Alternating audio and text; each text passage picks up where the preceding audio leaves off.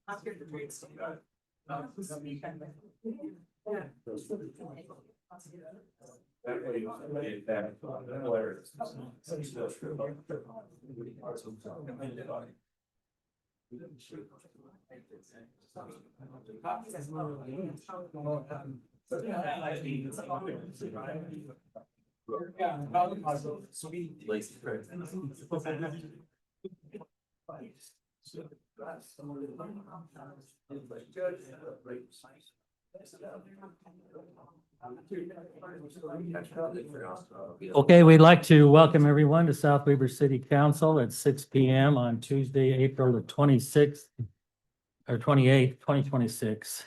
We'll begin with the Pledge of Allegiance led by Councilman Halverson, and then we'll have a prayer by Councilman Davis is not here, so ask Councilman Deals if he would mind offering that. Please stand and repeat after me. I pledge allegiance to the flag of the United States of America and to the republic for which it stands, one nation, under God, indivisible, with liberty and justice for all.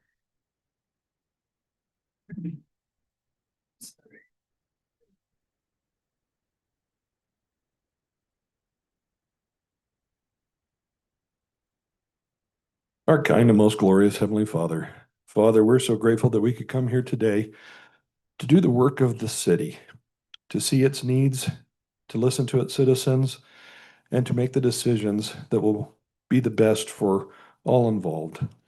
Father, please bless that we will have thy spirit to guide us and direct us, and that we will also be able to keep the spirit of contention down so that we may have intelligent discussions, meaningful discussions, and come to solutions. This pray for humbly in the name of thy Son, Jesus the Christ. Amen. Amen. Thank you, Councilman Deals, for filling in on the prayer for us. We appreciate that. Councilman Davis has been asked to be excused. His business, his work has him out of town. And we'd like to also excuse our city manager. He is ill this evening and is unable to be here with us. So we'll begin with public comments. What we would like to do is if you've got a comment that is not pertaining to the train club, to come up at this time with your public comments. If you've got them for the train club, we'll have that.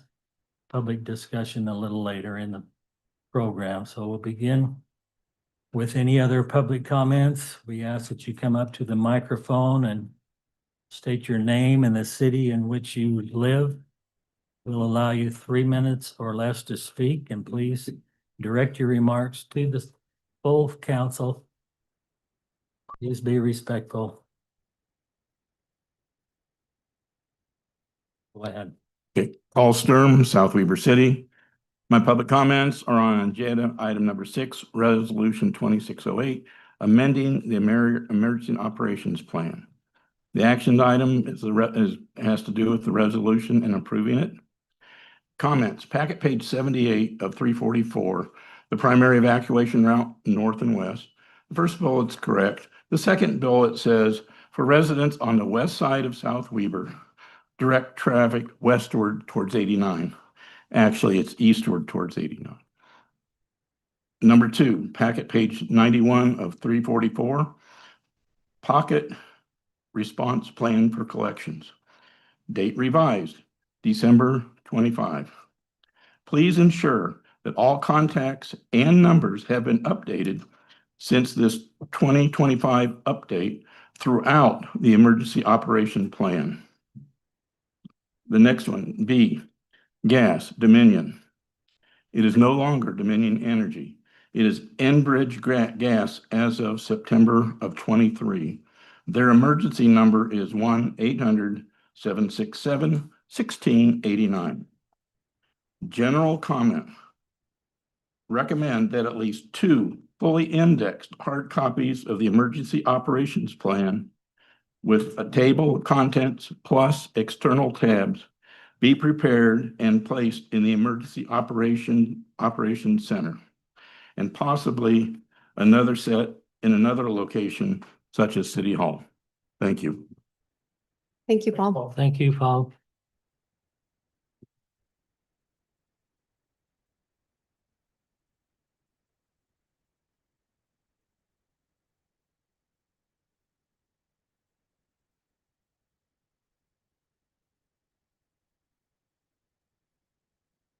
Hi, Mayor and Council.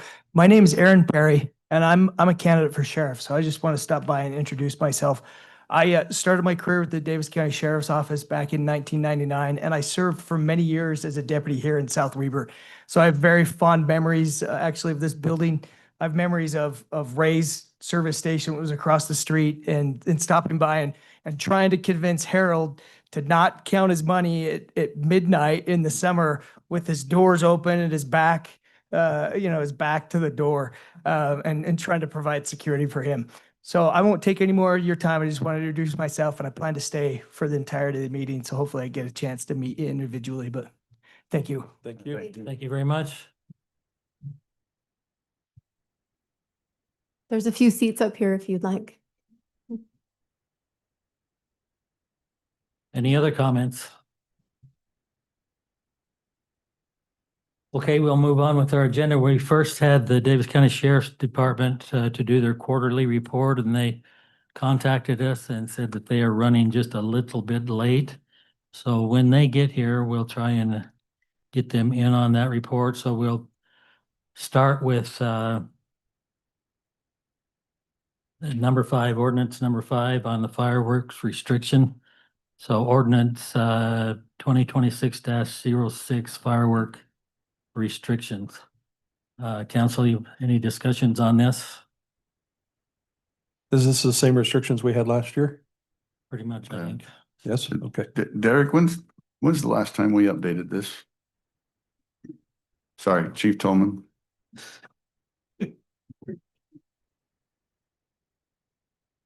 I believe we updated about 3 years ago when we made it a little bit more, we changed the boundary on the west end, but for the most part, it's been the same map for the 10 years that I've been here. That's kind of what I thought.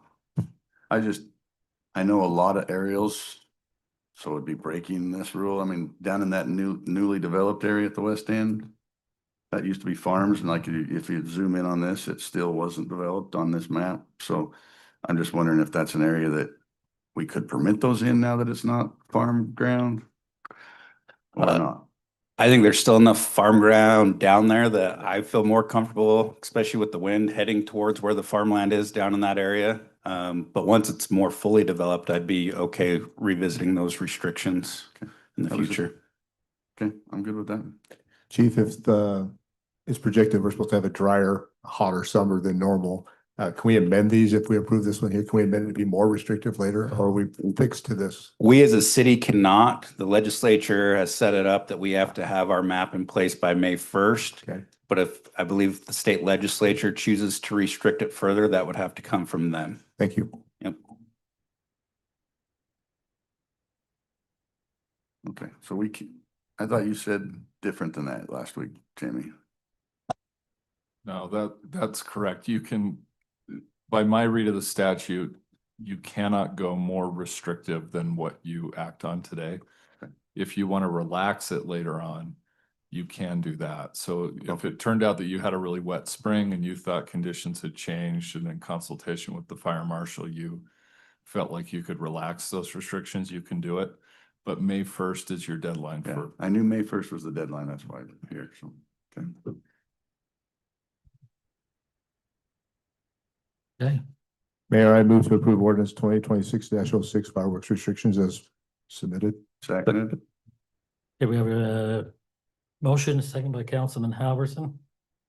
Do a roll call vote, starting with Councilman Halverson. Aye. Aye. Aye. Aye.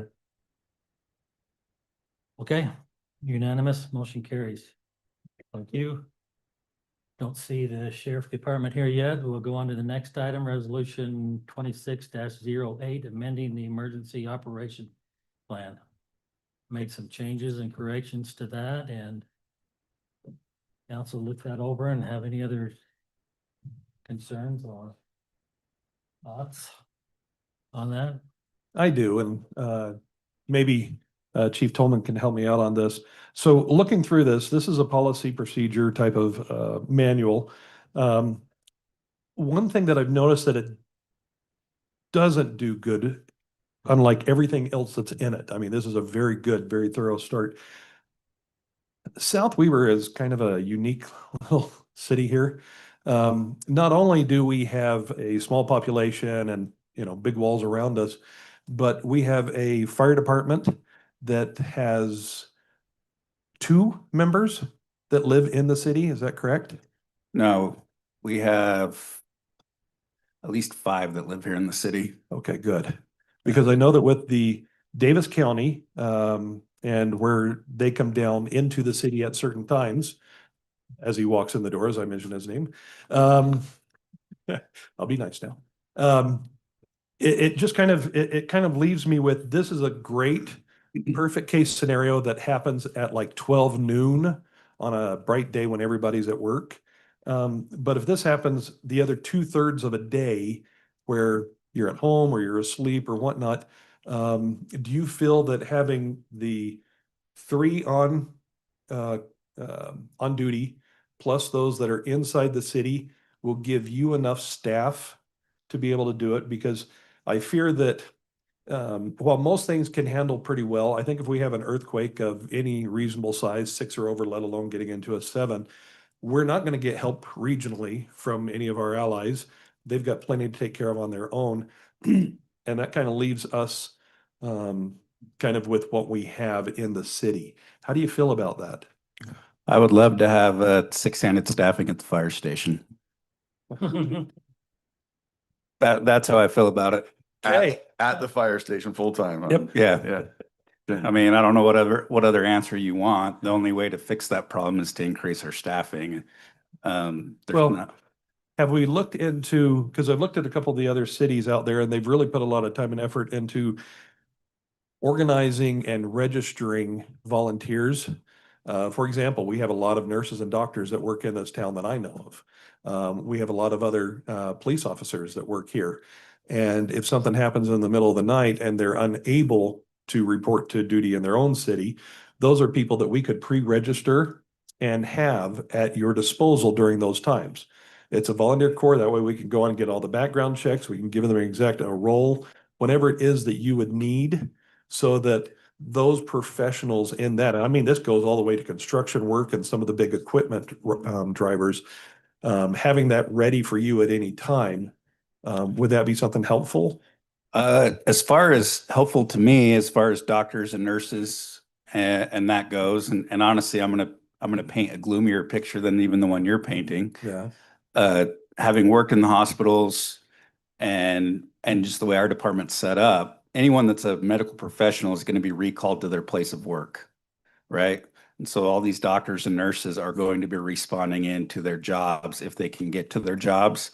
So as far as having a roster of who can come help me, one, legally, I don't think we can do that because they'd have to be licensed as an EMS professional. And unless there's a loophole in the law that we can utilize them in such a way, I don't know, but I imagine those people will be going back to the hospitals. I know that's how it was when I worked at the hospital. I was required to return to the hospital during If able. emergencies. And then our staff, with most of our staff being full-time elsewhere, they will probably get recalled to their full-time positions as well. And so you are stuck with myself, Roni Katz, and the few guys that live here in town. So I wish I had a better answer for you, but that's just the reality of, one, our staffing model, and two, those other medical professionals are going to be required to return to the hospital or wherever their place of work is. Well, I know that the other cities are doing it, and I went down a list of like the 20 cities just in the area, and they all had something like that. As a matter of fact, they put in code, which is something we might want to look at, is actually putting our roles and responsibilities, powers and authorities of like the mayor in code that says you're the one that can call for an evacuation and what level it has to be in. Because state says that's you, but this way, if anything happens in the county, they know exactly who to come to and talk to. But one of the things that they do on anyone like that, they make them a temporary employee of the city, which then covers them under our insurance, plus they already have the Good Samaritan insurance and stuff. I would just like to say that while we have this, and I think this is fantastic, and I'm not saying we don't adopt it, I'm saying that I would like to see this not be the last of this, but that we do whether it's with the safety committee or not, take a look at how we're going to handle that gap. Because it makes me nervous, having that few of people. And I also feel nervous on where the priority is going to always go, whether it's going to be the huge, massive traffic jam that's going to be happening on our freeways around here and the people on there and our own individual citizens. So I know it's difficult and probably keeps you up at night, but I would love to have something like that put into the plan. Yeah, I think it'd be great to have a list of people that are willing to come help during an emergency, especially if they have medical qualifications. I was basing my comments off you stating a regional event like a big earthquake. Uh-huh. The other cities, if they have those agreements in place, I would imagine that would be more for a localized event of some kind of mass casualty event where they're not going to be recalled to their place of work because it's not a giant region issue with thousands of casualties. It would be a lot. It would help a lot in a smaller event that's only impacting our city. I don't have a problem with looking into something like that. We would have to obviously run that through Jamie to see the legalities of considering them temporary employees and what that looks like. But I think it's something worth looking into, and I'd be happy to look up what other cities are doing as far as that goes.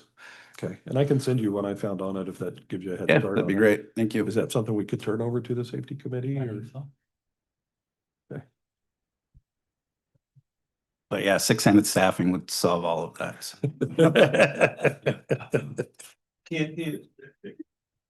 We'll work on that when the budget. Yeah.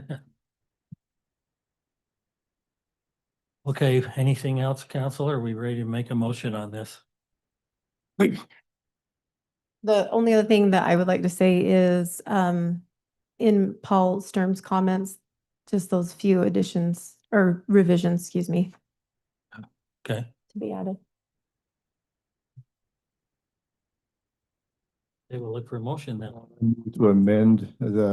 I move to approve and amend resolution 2608, amending it to incorporate the comments received during public comment as had on the handout that was provided to the council. Yeah, I don't know if you need any more detail than that, Jamie. think that's good. Second, A motion, a second by Councilman Petty. Do a roll call vote, starting with Councilman Windsor. Aye. I, Aye. Okay, motion carries. Thank you very much. Okay, our sheriff's department did arrive, and so we'll turn the time to them for their quarterly report.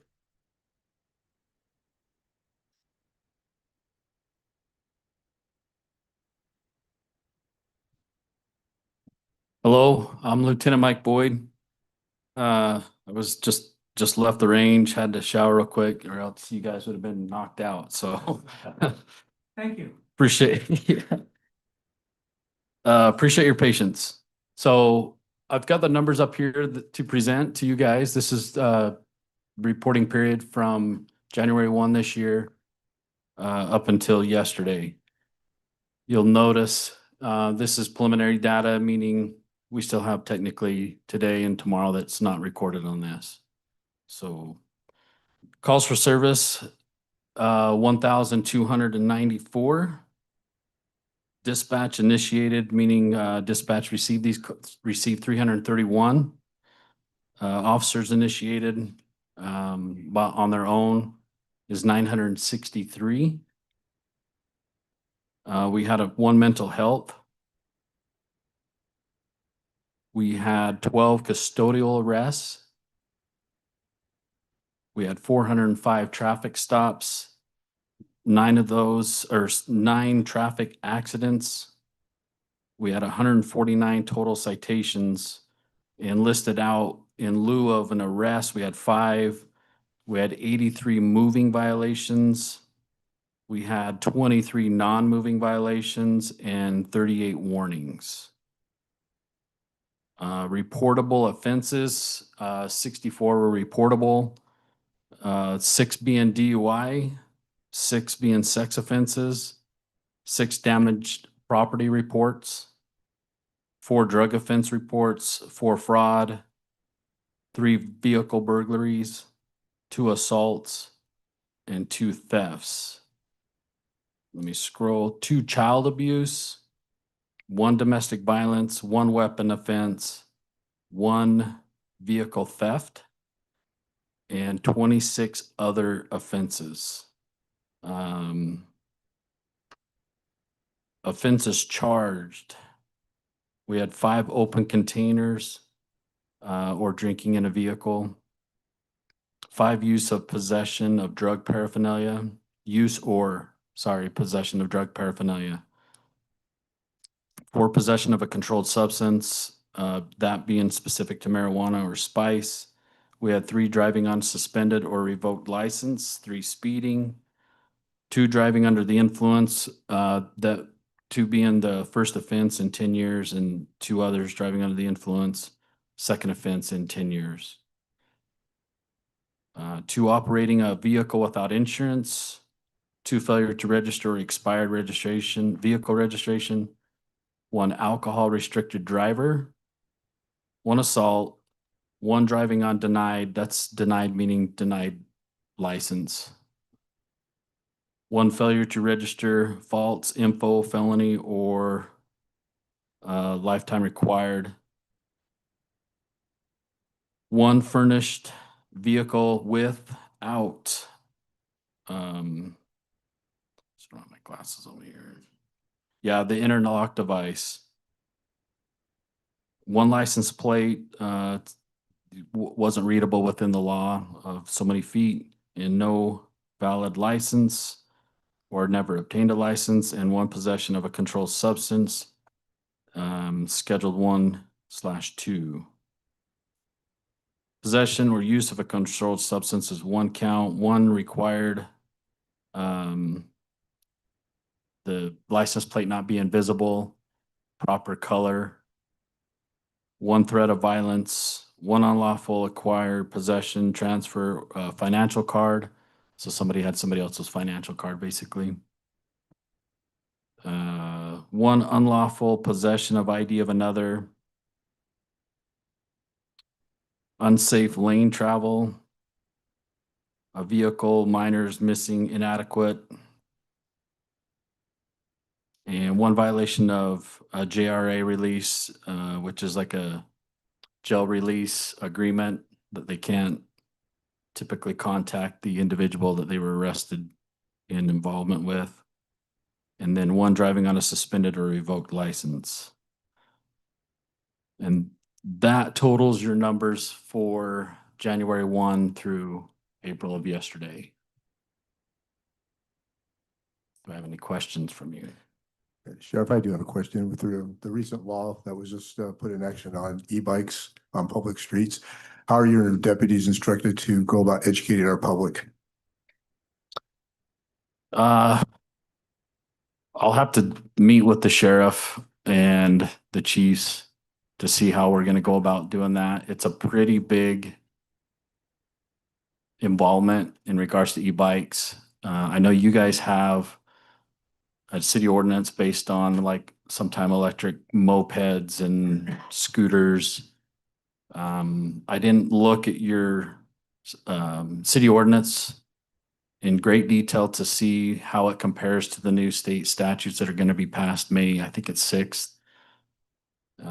But other agencies I know are trying to get ahead of it. It's a big change because we have so many underage kids without helmets, riding what I believe is in the law, excessive speeds that they're able to make out of these e-bikes.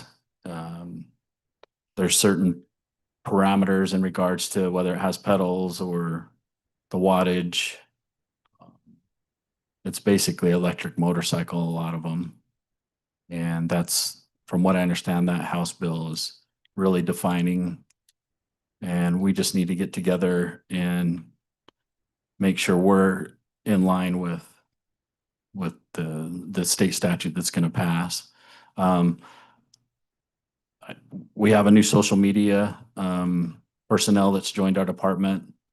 I know she will start helping us get the word out, maybe do some videos, if not, do some announcements for sure.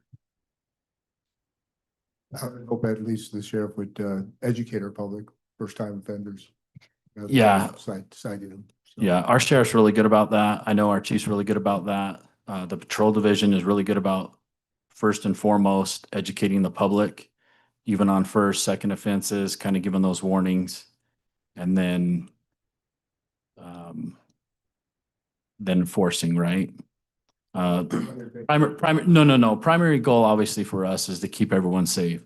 And you guys have probably witnessed some of the individuals on these bikes crossing roads without looking and flying down the road without a helmet on and stuff. And we want everyone to be safe. Thank you. You're welcome. Other comments? No, we appreciate what you're doing. Questions? Thank you. Thank you very much. Okay, thank you. Appreciate that.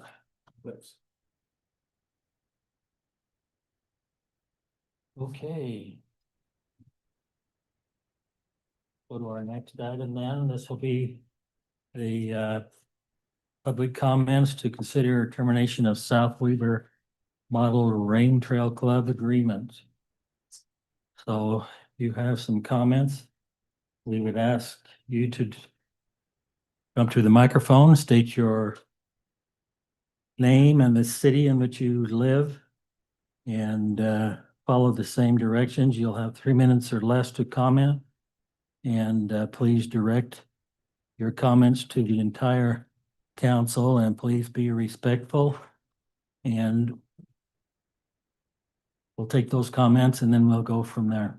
Mayor, before the comments begin, can I offer a suggestion? Yes. For economy in the meeting? You'll want to balance being able to hear from everybody and get everybody's perspective, but also respect the time that everybody's given to be here. It is appropriate, if you want to do it, to invite folks to group their comments together, identify a spokesperson, and then you could maybe give the group a minute or two longer than what you would give an individual, and therefore avoid any comments that might be duplicative or redundant. Okay, how many, show by the raise of hands, how many would like to come up and make a comment?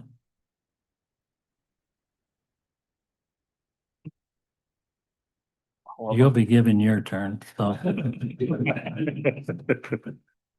So yes, I think that's a good suggestion because it could take a long time to hear everyone's comments. So if you would like to get together for a minute or two or elect someone to represent you to make your comments. So everyone gets equal time and proper time, willing to do that. What do you think, council? You good with that? I just want to make Over sure that to- everybody has a chance to be heard, and if they do want to group together, they can, but I mean, I think this Do we is, see how it goes? And if it looks like it's going to be longer than we thought, Blair says he's got all night. please, As long as you can stand there. let's please be respectful of the 3 minutes that you've got then. And we'll tabs on that. Okay. My 3 minutes is up, sorry. You've been there 5. You're done. Oh, man. I get nervous at these kind of things, so I hope I can just not do a shotgun effect and just put it quick to you guys, but Just state your name. my name is Ron Anderson. Thanks, Blair. I figured you knew me. No. 6832 Firth Farm Road. As far as I know, I was the first member of the train club to move in, or the train club. My house abuts the train. And when I moved in, when we decided to move here, I saw the master plan. And the train went up and around the barn, and as everybody else knows, how the history of that went. And year after year, new mayors and council have come in, and that's changed significantly. We were told that if we build a train, that we could put a spur onto the track and run it out from our home. My train that I built, it took 7 years of TLC to get it for my wife. It's a cute little thing. I don't run it very often. It's electric, and the gas ones that they run give me headaches, so we'll let that go. But anyway, that went a long ways.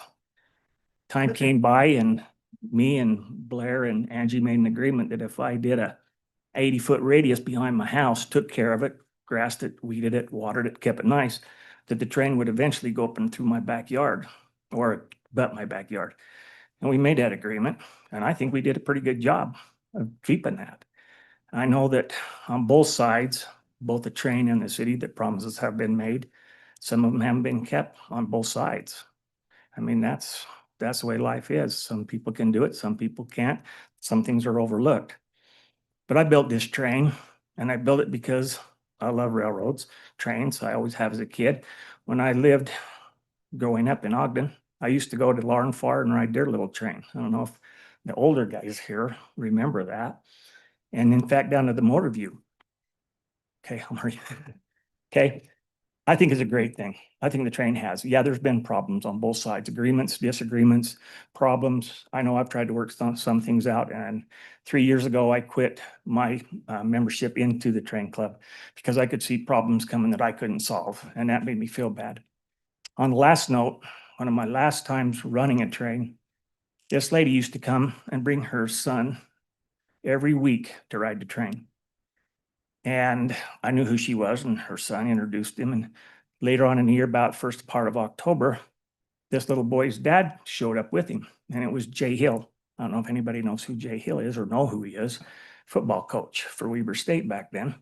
And he shows up with his boy, and I worked stats with Weber State. And he was there, and I said, Jay, what are you doing here? I said, you have a football game in 2 hours. He says, I'm here for my son. What more can you say? I appreciate you guys' help, the city. I hope this is looked as maybe a bump, that they can keep it here because it is a great family thing. Thank you for your time. Now you better stay here the whole time. I got on real quick.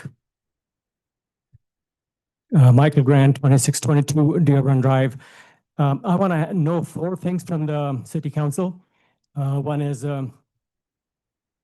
does the train operator, do they have a financial incentive? Are they making profit or not? If they're not, then obviously they don't have a reason to maintain it. Number 2, what's the liability? Do we have any insurance there? If kids get hurt, then of course we can have problems, and we have to be safe first. Number 3 is the mechanical items, which are like jagged shards of iron and metal sticking out, they obviously need to be fixed by the company. But the fourth item is if there's like just landscaping and weeds growing, maybe throw it out to the public. We might just volunteer over time and just fix it up. So these seem to be small issues, should be relatively easy to fix. Such a good thing for the city. Thank you. Thanks, Mike. And anybody who's repeating the same thing in order to cut short on the time, maybe don't repeat, just a suggestion.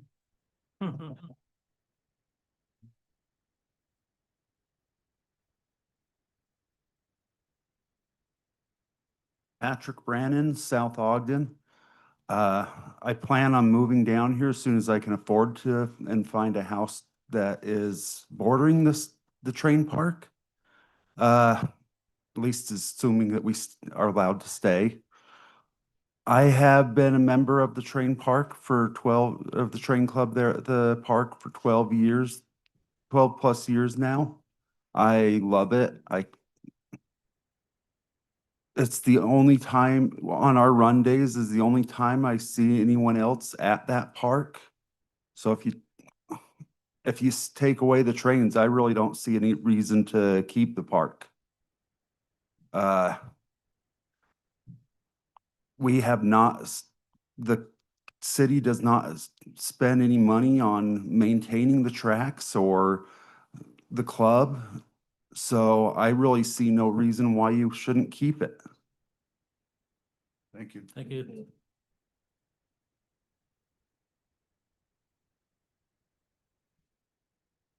My name is Marlise Jones. I live at 631 Green Springs Way. I've lived in Davis County for over 30 years, and I've worked in city, state, and county government. I prosecuted as a city prosecutor in Layton for 8 years. And the asset that you have here with this park and with the train that circles it and brings families together and communities together to enjoy it. I take my grandkids over there. It is a real benefit. It's hard to find these kinds of good things in our day and age. We know that if our kids aren't outside, if we're not doing things as a family, they're more inclined to be doing other things. And those things, you know, would end up bringing them down paths that we would break our hearts to see. It does sound like there are issues that need to be addressed, and I would encourage the city council to be motivated to try and find the solutions to work together. Maybe it is too much for the folks with the club. I don't know. I don't have a history with them. But if it could be more collaborative and working together to make it safe, keep that benefit here to strengthen the community and the families that live here in South Weber, it would be a huge benefit. It would be really a shame to see it be gone. And there are a lot of cities that decline because of lack of family involvement and engagement and activities. And this is a great wholesome way to get them outdoors, get them active, and get them interested in trains, in engineering, in science, in all the things that come from that. So I'd encourage you to consider that with a solution-oriented mindset instead of just determination and saying, we're tired, we're done. That maybe we take that extra step to keep it. Thank you. Thanks, Mike. Thank you.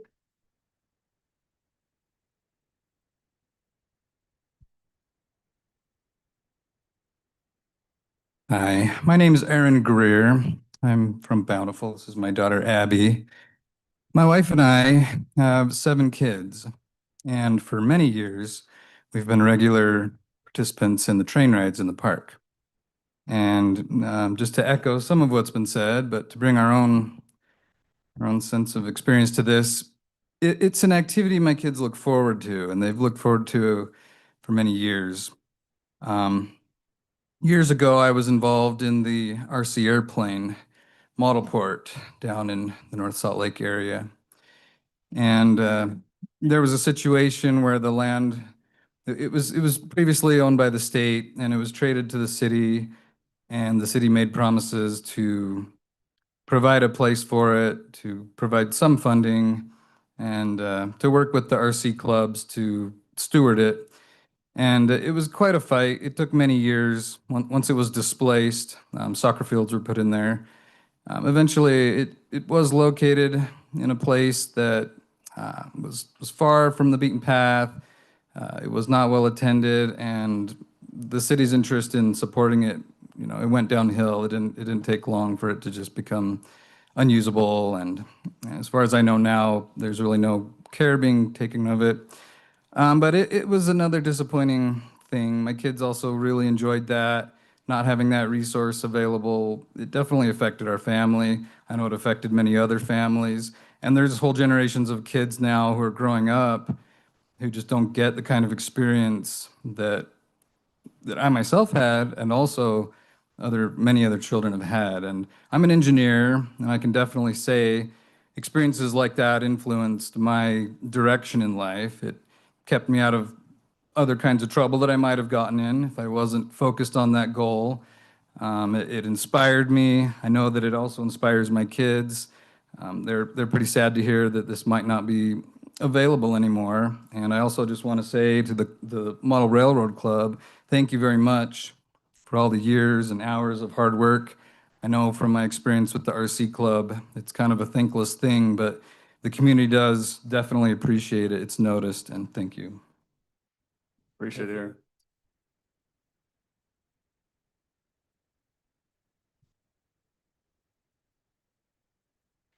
My name is Karen Anderson and I live at 6832 Firth Farm. And I just probably have a caveat to what everybody's going to probably say today, but these members of these train clubs give up their own personal time every third Saturday from April to October for the benefit of the city and for the benefit of the families that want to come and ride the train. So I hope that when you take in consideration about abolishing the agreement with the train club, that you would think of all those members and all those families that rely on good, wholesome family activities that we can provide to the people of the city of South Weber. So thank you. Thank you. Thanks, Karen. Hi, my name is Amy McDaniel. I'm a newer resident to South Weber. My husband and I moved here last April. And when we were looking at towns and trying to decide where to buy our house, I went online and I saw some information, but not a lot. But one thing I did see was that there was a little model railroad here in town, and it made me feel like this would be a nice, safe, friendly community sort of place to buy our home. And that's exactly what South Weber's turned out to be. We're very happy here. But I'm sad to think that such a, giving and wonderful program might be dismantled. It's something that actually drew us to this community, and it has been truly representative of the kindness and generosity that I found in my neighbors here in South Weber. Thank you. Thank you, Amy. Thank you.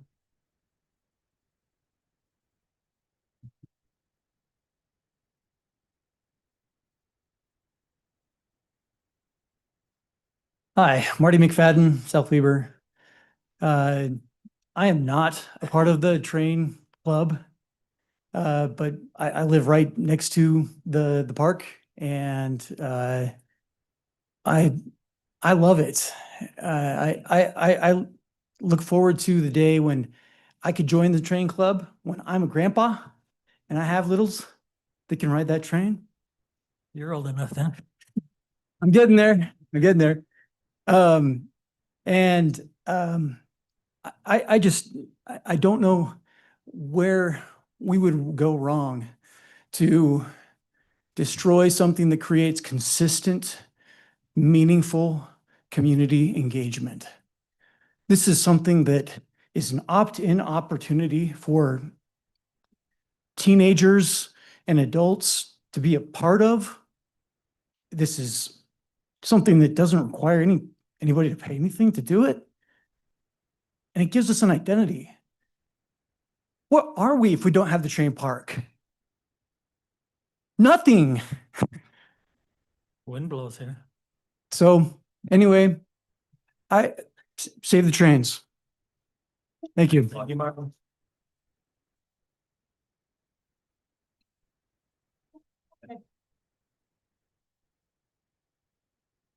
I'm Parker Christensen. I'm the president of the South Weber Model Railroad Club this year.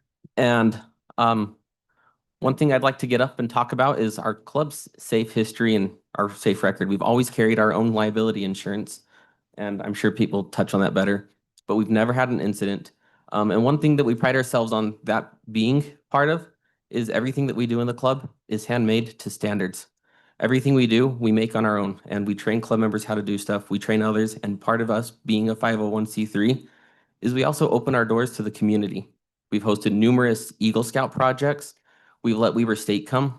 We showed Weber State how our trains work. We showed them everything on how the trains function, stay on the tracks, how all of that happens seamlessly.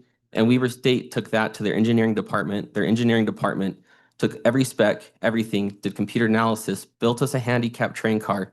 And the handicap train car allows a handicapped person in a seat that holds them in safely. It's a weighted train car, so it can't tip, which none of our train cars can, but this one sits lower than any others.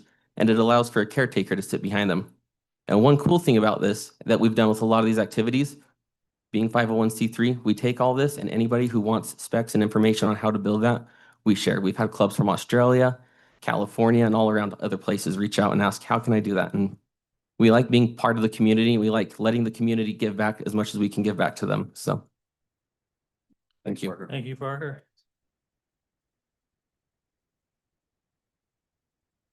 Hi, my name is Ren Strong. I'm from Bountiful. One of the questions that I've not seen addressed, and I reviewed the packet that is online regarding the train, the 216 pages. What I couldn't find is a staff report on the city's website for the agendas. It just had the train packet. So I don't know what the staff report said about this issue. In 2023, the agreement was entered into between the train club and the city. It called the train club advantageous and desirable services. So what's changed in the last 3 years that this is no longer advantageous or desirable to have in your community?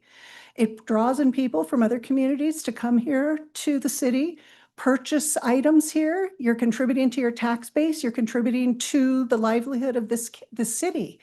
And it's just a concern that that information wasn't really available online when I hoped to be able to view that. Nor did I see anything about what the cost of the insurance is. Certainly the trust came out, they did their inspection. The club, I didn't see anything in the 216 pages as to what the club's response to their report was. Did the club respond? Did they say, okay, we're going to be addressing these, or did they have a plan for addressing them? From what I've heard, they did have some ideas on how to handle this. But as the previous speaker stated, I'd really love to see a collaborative relationship between the city and this important activity that really is for families here in the community. I don't know how much the insurance is costing the city for this. I don't know if it is a financial decision or why the city is feeling that, oh no, time for the club to go from this park.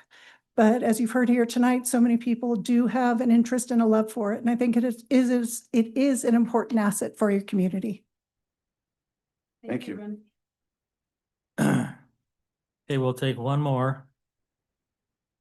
And Pete, if you want to get up and talk now, I told you no, but I let Parker. So that will be, if you come up, then that'll be the response from the train club. And then we'll move along. Am I limited to 3 minutes? Yeah.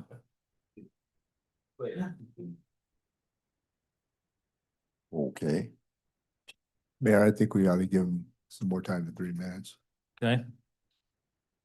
Thank you for your comments, everybody.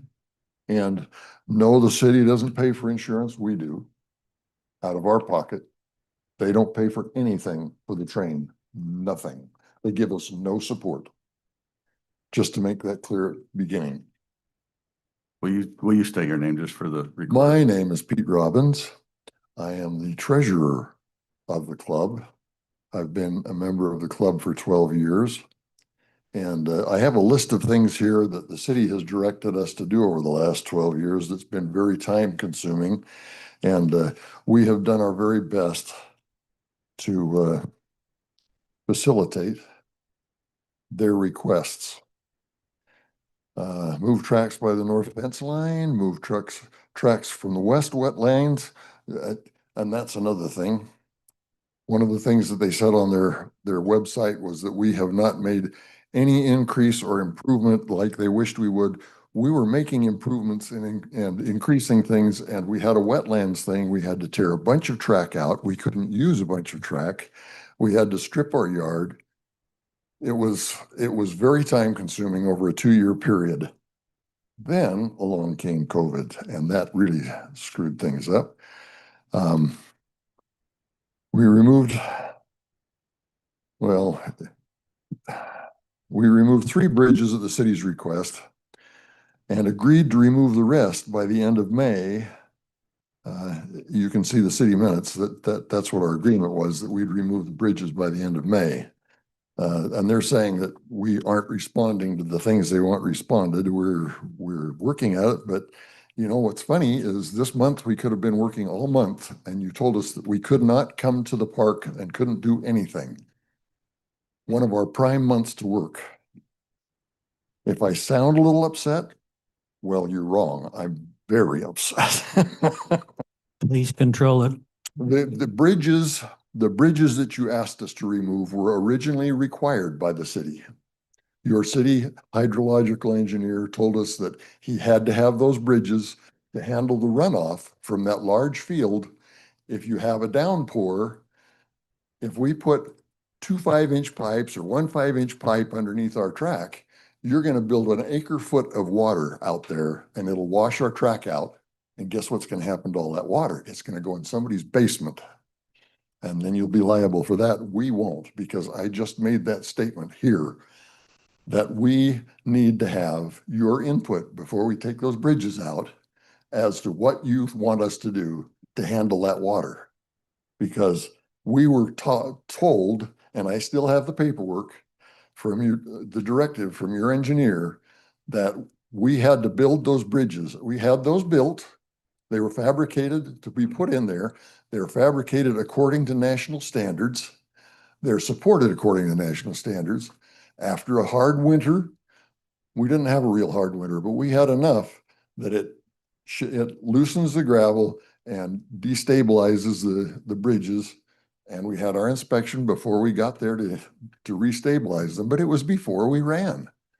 That's what we needed. We need to stay safe. And as was stated earlier, we've never had an accident.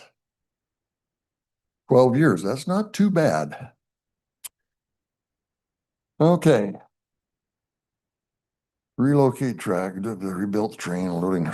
Okay, we rebuilt the train loading ramp. There's a picture on there of the train loading ramp that is falling apart. It isn't anymore. A lot of the pictures that are online are not current. They are from 2022 and 2023. If they've deleted the dates from them, but guess what? I've got copies of them when they were originally taken. And some of them were given to the insurance person, and he asked me, where's this? And I said, you're standing on it. He says, well, I don't see any of this. And I said, no, that's because this picture was taken when we were replacing a bunch of ties, and the ties that we took out were thrown off the side of the track. And somebody took a picture of it and put it in their pocket so they could use it later. But those ties haven't been there for years. And the other things that they showed, I have pictures I'm happy to show people. These things have all been repaired since I came up and walked through with your insurance person. And we made an agreement on each thing, what we needed to do. And some of the things that you'd sent him pictures of that he was looking at, he said, well, it looks like you're making good headway on these things. He says, just keep it up. He says, I think you're doing fine. So, you know, to get the sudden knife in the back that, oh, well, it's been 30 days. He said it doesn't have to be done in 30 days in his report. He said, just keep doing what you're doing. I called him to ask him to come to this meeting. He was in Florida and they were just flying out to go to Europe for a month with his family. So he couldn't be here. But he said, just tell them that there was nothing that was so terrible that it needed to be done immediately, or I would have told you that it needed to be done immediately. I said, well, I'll tell them that. Okay. Thank you for saying that we spend our weekends here. One weekend a month. Play 1 weekend a month, the rest of the time at work. Well, and even on the weekends that we run, half our staff is out working on things. So it's not, yeah, there are people who just think we come here to play, and it's not the case. Oh, and Ron, you've only been not registered for 2 years, not 3. I know, I'm the treasurer. Okay. One of the problems with the weeds is last year was a very wet year. And that's where all the pictures are taken. If you've taken any pictures, which I have, of the tracks this year, there's no weeds. We were up here every weekend last year weeding, and I hired a group of students twice. It cost me $600 to have them come up and weed. And you can't keep up with it when it's raining like that. And this is the first year that the city has seen it fit to mow their weeds. That field that's south and east of the ballpark, we'd cut our weeds back that far, but guess what? The weeds that were next to that were 3-4 feet tall, and the weed seeds were just blowing over on our track all the time. You can't keep it up that way.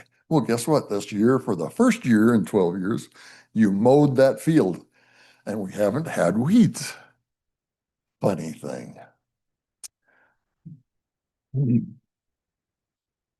When Shay and would I you walked please- through. Please wrap it up. Oh, sure. I don't appreciate some of your comments. Oh, I'm sorry. Does it bring things to the forefront? I'm sorry. When Shay and I walked through with the inspector, she asked me why the city was having us take care of the weeds between our tracks and the fence. And I said, well, the city felt that it would be difficult to get your machinery back in there to handle the weeds. And she says, well, that's no problem. She says, I'll talk to the city and see if they can't change their mind on that. And then when we got down to the triangular area, I said, you know, since we can't do anything with this anymore, I'd like to pull the track back to the switches and turn this area back to the city, because it's so difficult to keep that area out of weeds, because the weeds blow down the hill from that dirt mound that you've got with all the weeds all over it. And she said, well, I think that makes plain sense. She says, I'll see if we can't get that taken care of too. Well, I hadn't heard anything back on that. And there was one other question that I asked her to ask the city about the spalling, where the snowplows hit the track and spall the concrete next to it. If they want us to fix it, we'll fix it. If the city wants to fix it, they can fix it. What we have done is we built a handicap car to allow those who can't otherwise ride the train. We've built 5 new passenger cars. We've improved crowd control barricades. We've upgraded and improved signage. And incidentally, in your presentation, it says that we haven't put any signs up. That's because 2 years ago at our meeting with you in the other room, you said you didn't want us to put any permanent signs up. We could use the A-frame type signs and put them out when we were here, but you didn't want any permanent signs. So no, we haven't put any permanent signs up because we were told not to. Okay. We have regular safety training for our operators. We designed and ordered signage as requested by the insurance inspector during our inspection. He said the switches that are on the ground, he was worried about people stumbling on them. That's what that was all about. He suggested we put a sign up by each switch about 14 inches tall. And I said, that's going to be a tripping hazard. You know, if somebody's walking along looking at their cell phone, they're going to go right on their nose. So I said, how's about we put the sign up at about 5 feet? You know, make a nice sign. He said, that's a better idea. Let's do that. And he says, that's fine with me. He says, that'll take care of the problem. No problem. So we had the signs being made until we got stopped. You know, I mean, somebody tells you you're going to be thrown out, you don't.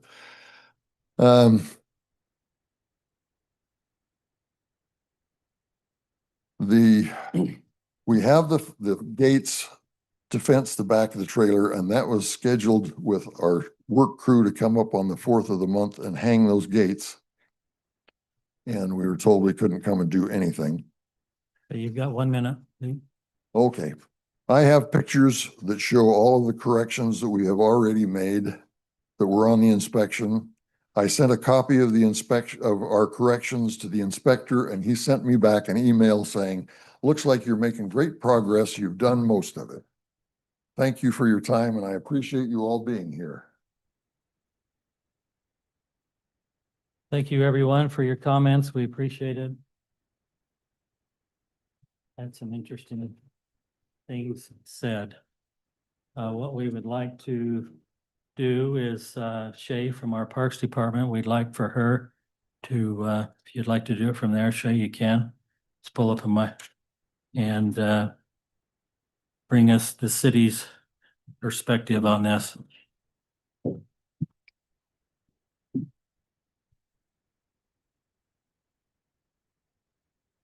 Since the beginning of the Train Club in South Weber City, there has been unfulfilled promises and expectations. The plan Thanks, was, no comments. No one commented during your, the plan was to have a train park theme, kind of like an amusement park. The track was to extend into Peterson Family Park, have bridges, turns, elevation changes, tunnels, some shops and like little buildings all along the way. The dream and the vision was to have a really neat train park and have it be a destination. Those were dreams and visions. None of this has come to fruition. Over the past 15 years, there hasn't been any significant improvements, rather frustration with the Train Club leadership and resources. The Train Club doesn't have the budget, the manpower, membership, time, or equipment to keep the amenity safe and well-maintained. This has been a 15-year experiment that continues to repeat the same problems. Last year alone, there were 4 violations for not maintaining weeds. May 8th, May 27th, June 5th, September 5th, and a fine October 14th for $100 a day until the weeds had been remedied. This is a poor reflection on the city as well as the Train Club. There are also several high-risk safety items that have not been addressed for 5 years. June 2021, there was a safety audit conducted by the city's insurance company. Items were not addressed in a timely manner and were brought up during meetings with the city later on that were still not taken care of. March 5th, 2026, another safety audit was completed as Pete Robbins and I met with the inspector and we walked the track. There were several similar safety hazards that had still not had been repaired in the past 5 years. Mr. Robbins promised the inspector that he would get the loading dock fixed in a timely manner because safety was a top priority to the Train Club. The inspector did not put that on the report since he told the inspector it was going to be done in a timely manner and was very convincing. Mr. Robbins was on the news last Saturday and said the Train Club has never had an accident. What happened April 16th, 2016? The train turned over. Mr. Robbins has said that he didn't know about the safety concerns on the news. When I spoke to Parker Christensen on the phone April 7th, he told me most of the safety hazards would not be able to be fixed until after May or June this summer, since they didn't have the tractor available or personnel until that time. I mentioned to him run days would start in July, is what I'm hearing.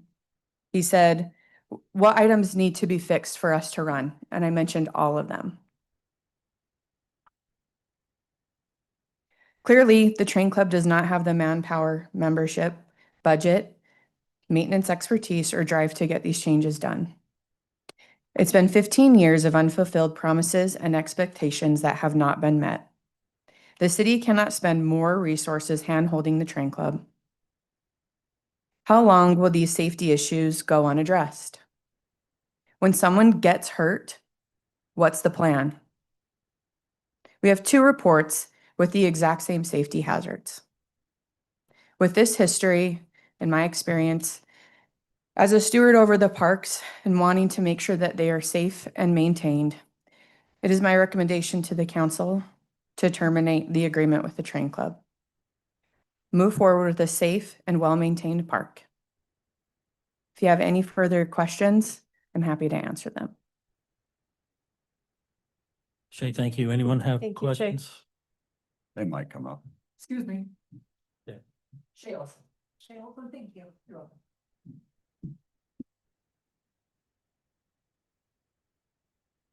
All right, council, you heard from everyone here. I might just add before we go any further that as being mayor for 5 years, pretty much the items that Shay has mentioned is what has taken place.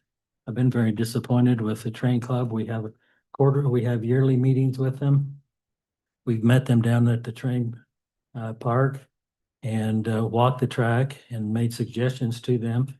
And very little have they done. And if it's gotten done, it's because we've stayed on them and stayed on them and stayed on them to do it. The violations were just like she said, we had them 4 years ago. 4 years later, we've still got the same violations. That's my biggest concern. We as the city council have, it's our obligation to keep everyone safe in our parks and throughout the city, and that's what we're trying to do. It's not that we don't enjoy the train club, we do. We have the same feelings that you guys have towards the train club. Everybody enjoys it, but we cannot overlook these violations, and they need to be taken care of. And we met with them. We told them when we received the violations this year, we would give them 30 days, I believe it was, to correct them. After 30 days, very little had been done. And we were told that it was going to be June, July before they could get a backhoe to take care of some of them. And we just can't postpone it. When you have safety issues like this, they need to be addressed. And so my observation with these guys are great guys. They love the train club. They love to do their work. The problem that they've got is they're lacking with funds. They don't have the money to take care of the repairs that are needed, and they don't have the support from their members to come out and to help them pull weeds and clean the park and do the maintenance that's required. And that's what I feel that the problem is. It's not that they don't want to, it's that they need help. And that being a small club like this, I don't know if they're capable of doing that. That's my observation of it. And council, I'll turn the time to you for any remarks or questions that you'd like to make.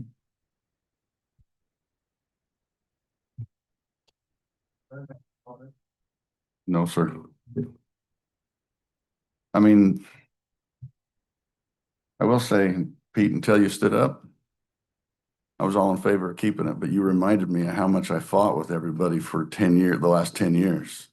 And that's been the, just so the public understands it, that's what we've been dealing with. It's always just blaming and never doing. I mean, I literally, my first job as council member was to be on the Parks Committee. And they didn't have an updated agreement. Angie and I and the current city staff had to come up with a new agreement.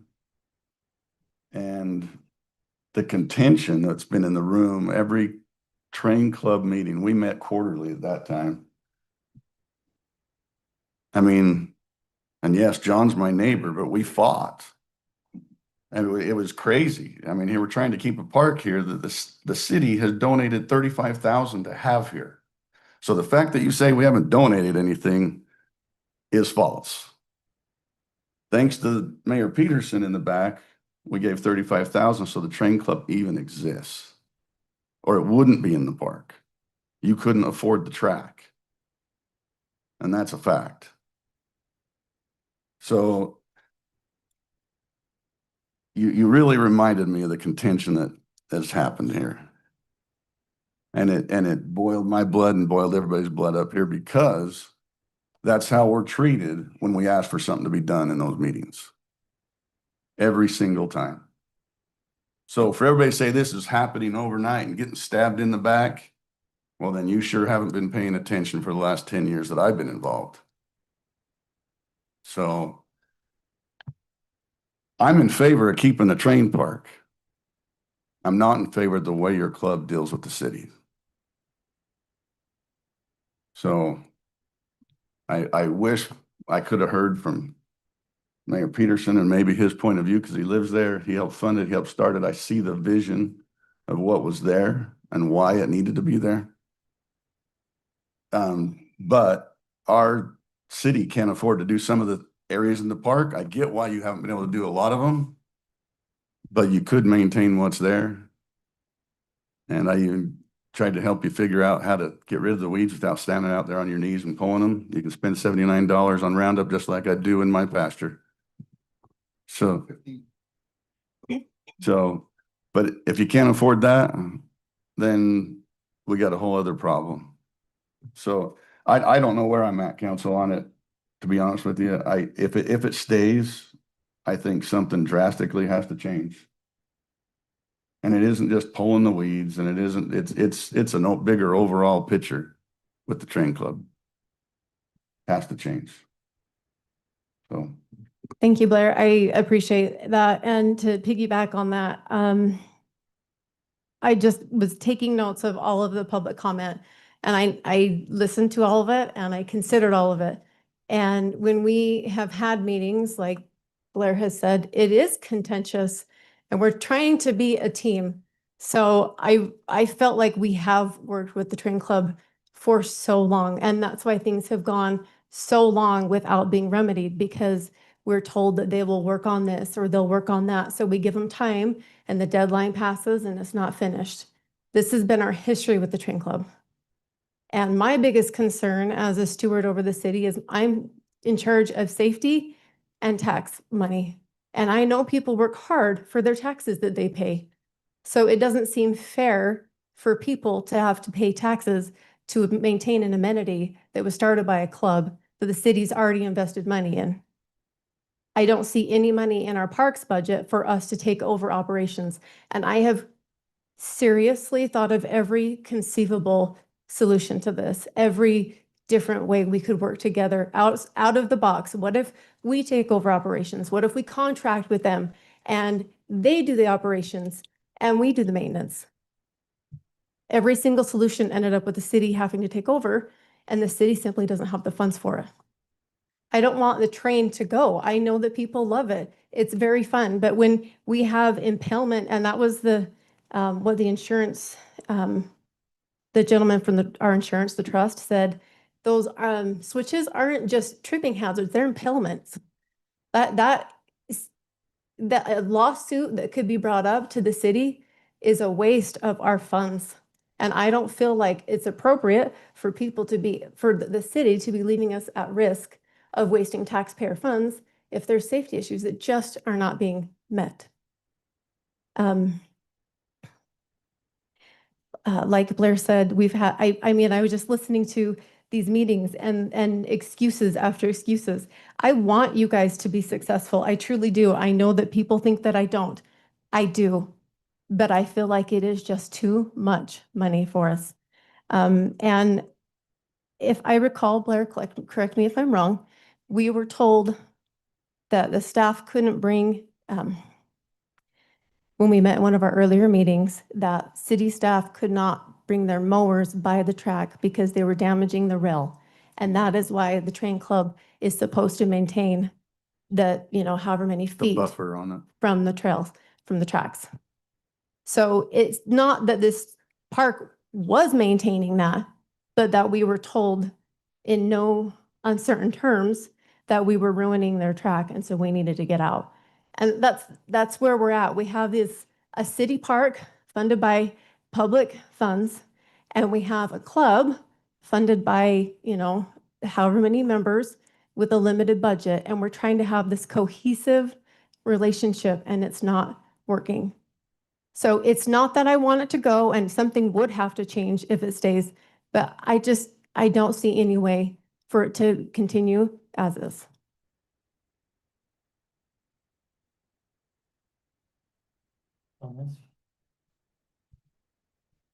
All eyes looking down on me, so I guess I'll take the mic for a second. Okay.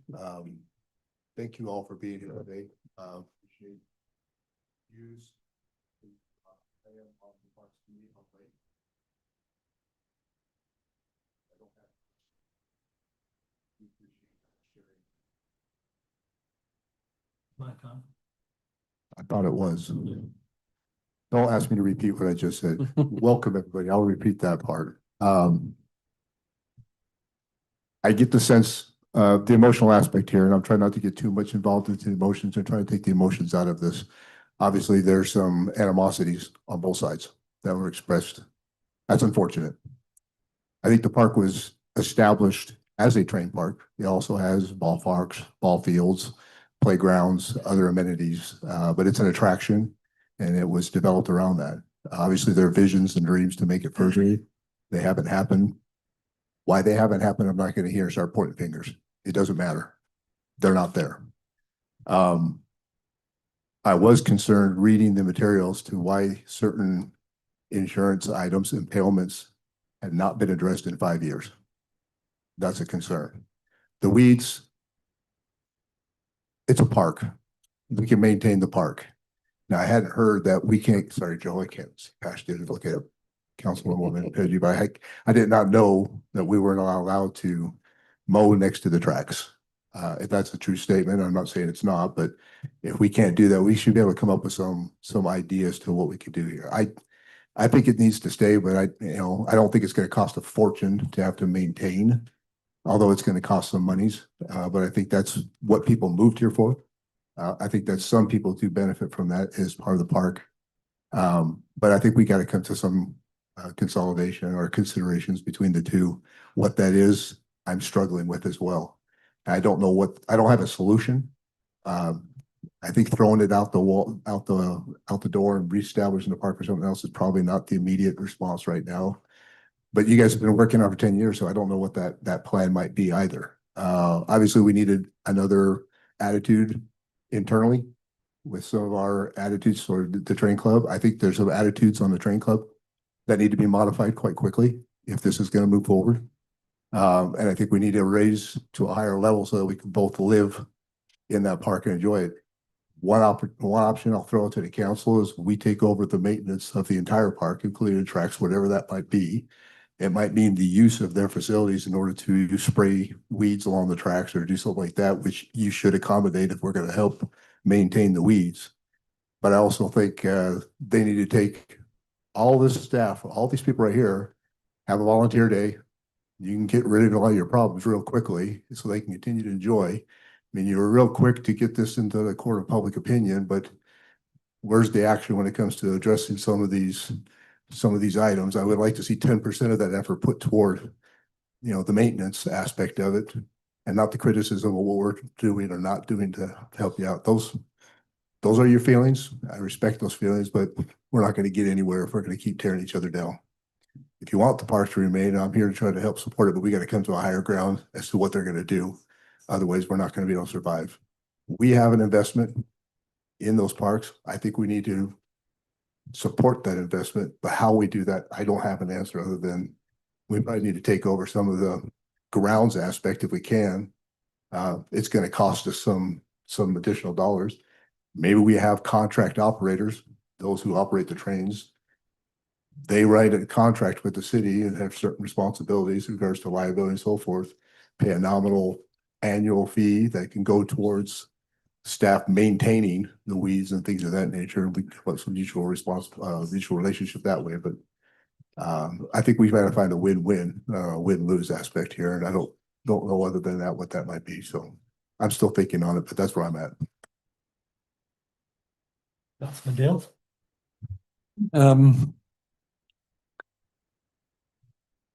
Last year was my first year not on the Parks Committee.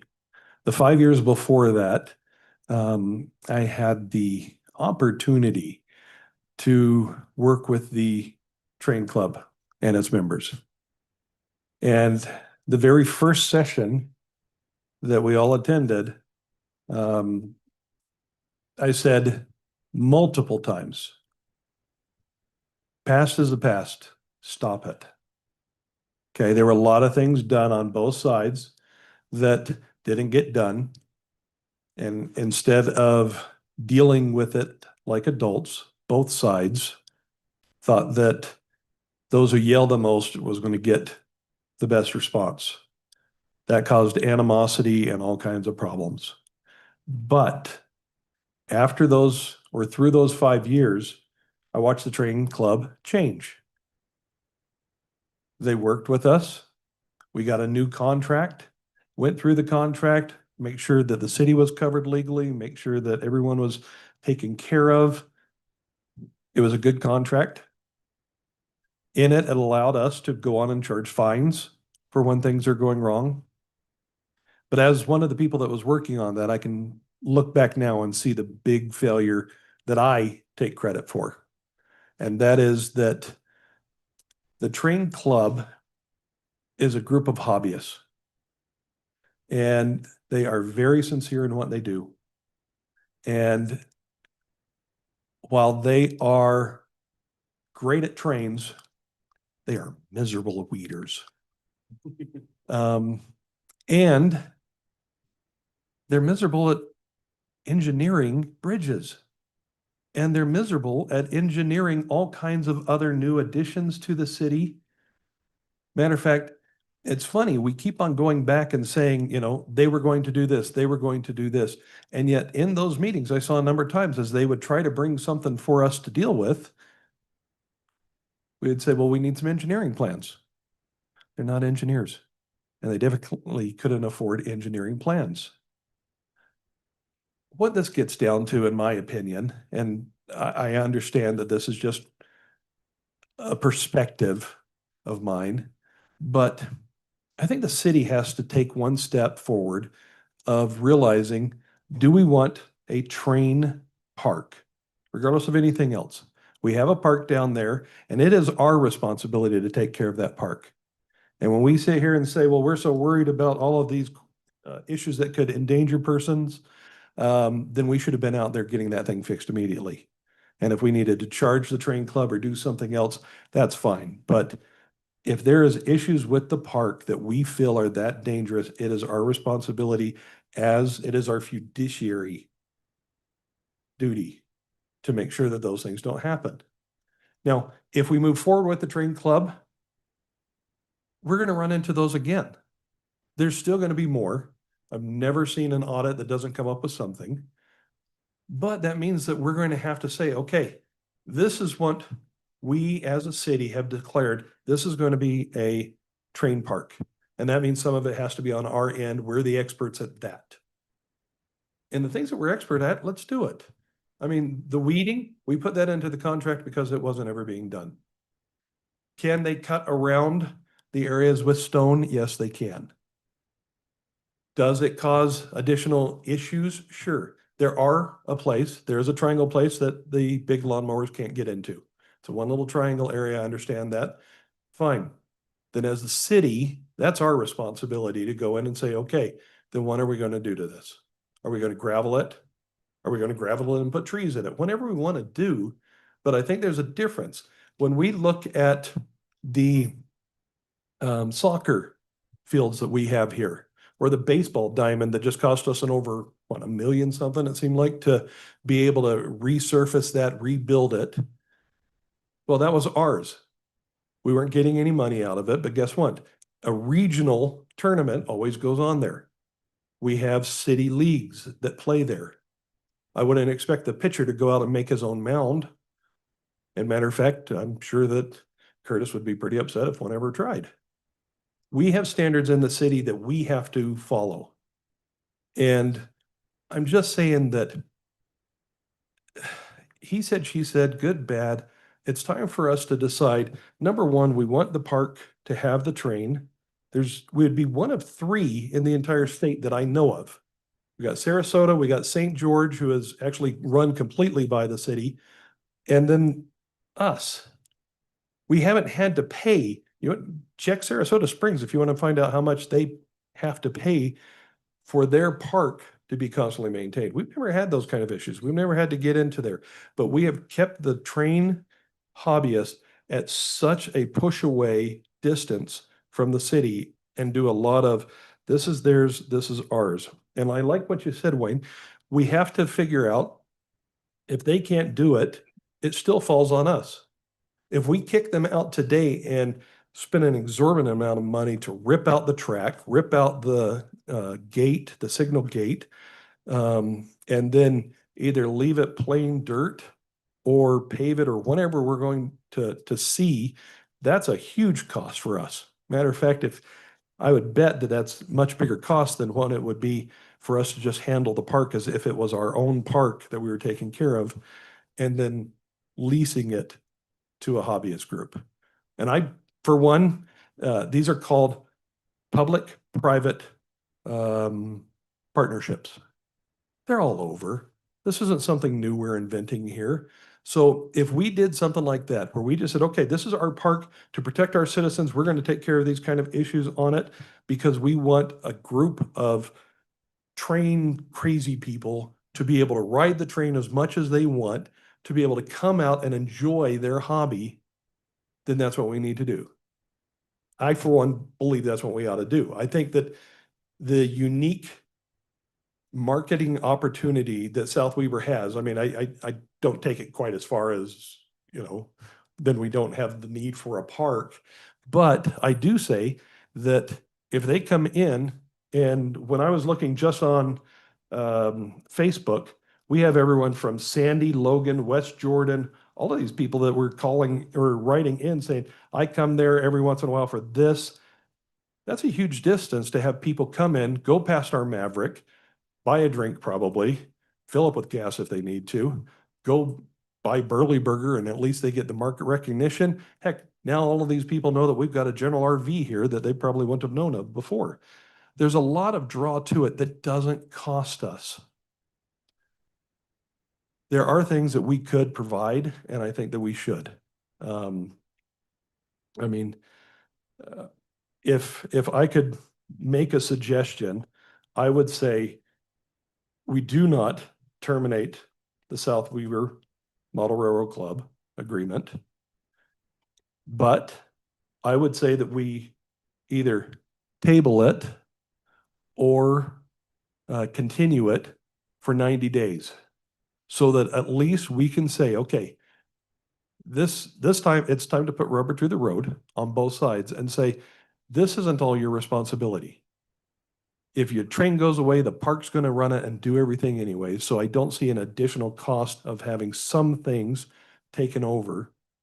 There are issues that we've got. We've got a horrible storage center. The Connex X train thing, it doesn't hold the tracks. Maybe you ought to start running twice a month. I know that citizens would love it. I know that everybody else who enjoys it would love it, and earn enough money to be able to buy an actual storage building. Running electricity and water out to them, we know exactly where that's going to go and how that's going to impact the rest of that park's development. So I don't know why we would turn that over to a bunch of people that know how to put water for steam engines, but not probably a new metering system. And we can meter it. We can meter the electricity and the water. I'm just trying to say, I don't care who what said before. If the city has the ability to protect our own citizens, that's on us, and we need to go out there and do that.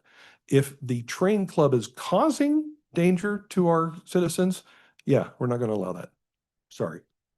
No matter how much we love and respect the idea of that park. But I think the city needs to step up and also say, okay, here's how you fix that giant bolt that's sitting and protruding out. Whether that means it has to be cut with a special saw, welded away, or you just do a whole lot of DAP around it. I don't know. I'm not an engineer either. But I think the city needs to take that responsibility and recognize we're experts at one thing.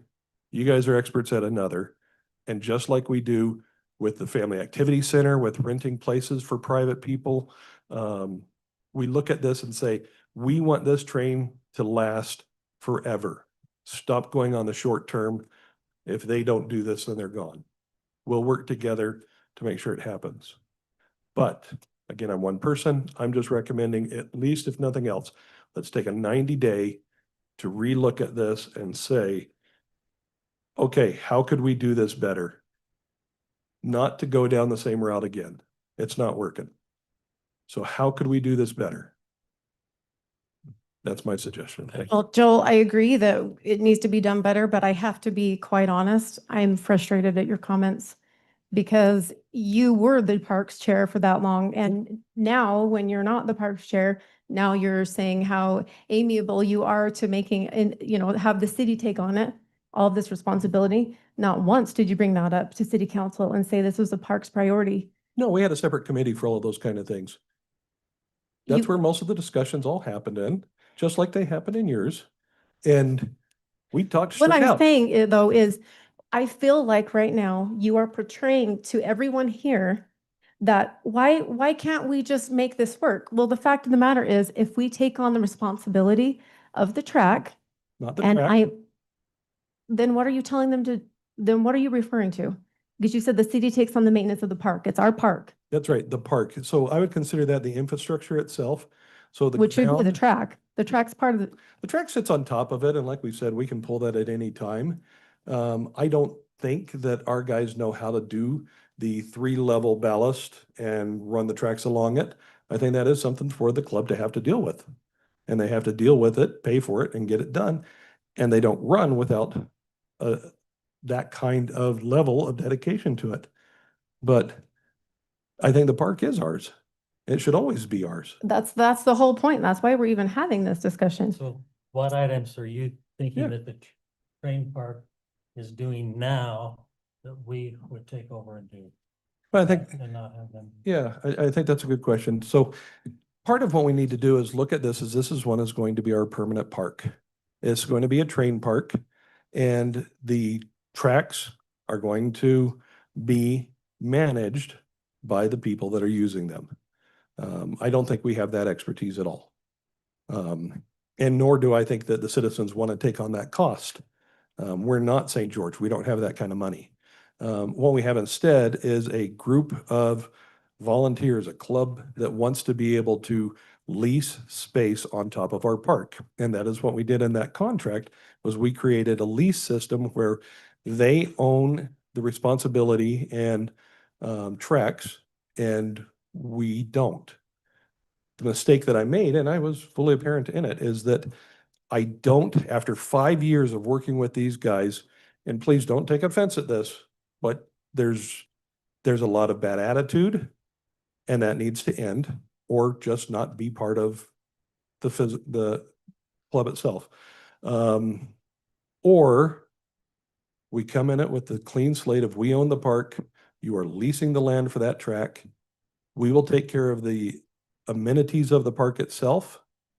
And anything that would take your train expertise, y'all need to take care of. And if we need to define that in a new addendum to the contract, that's all I'm asking for. So I don't understand why you're upset with that, because I'm really not in any way trying to say that they have not done wrong, nor that I'm not frustrated with them. I think the mayor can attest to how many times I have stopped conversations because city and train club were holding grudges and wouldn't move on past it. And if we decide, fine, we don't want a unique train club part of it, fine, then let's do that. We own the park. We need to decide what that park should be. We can rip the train out of it and make it an airplane one. I don't care. But if we own it, and we've got people who are willing to dedicate their time and money to giving it a special, unique signature to this city, I don't see the problem with us being able to help them on their bridge. It's a public-private partnership. It's not necessarily us just doing the work for free.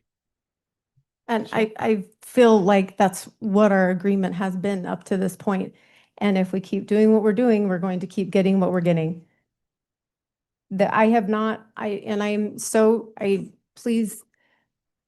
Please accept me for what I'm saying. I have not seen this type of involvement of any of the training club members down there when there's issues.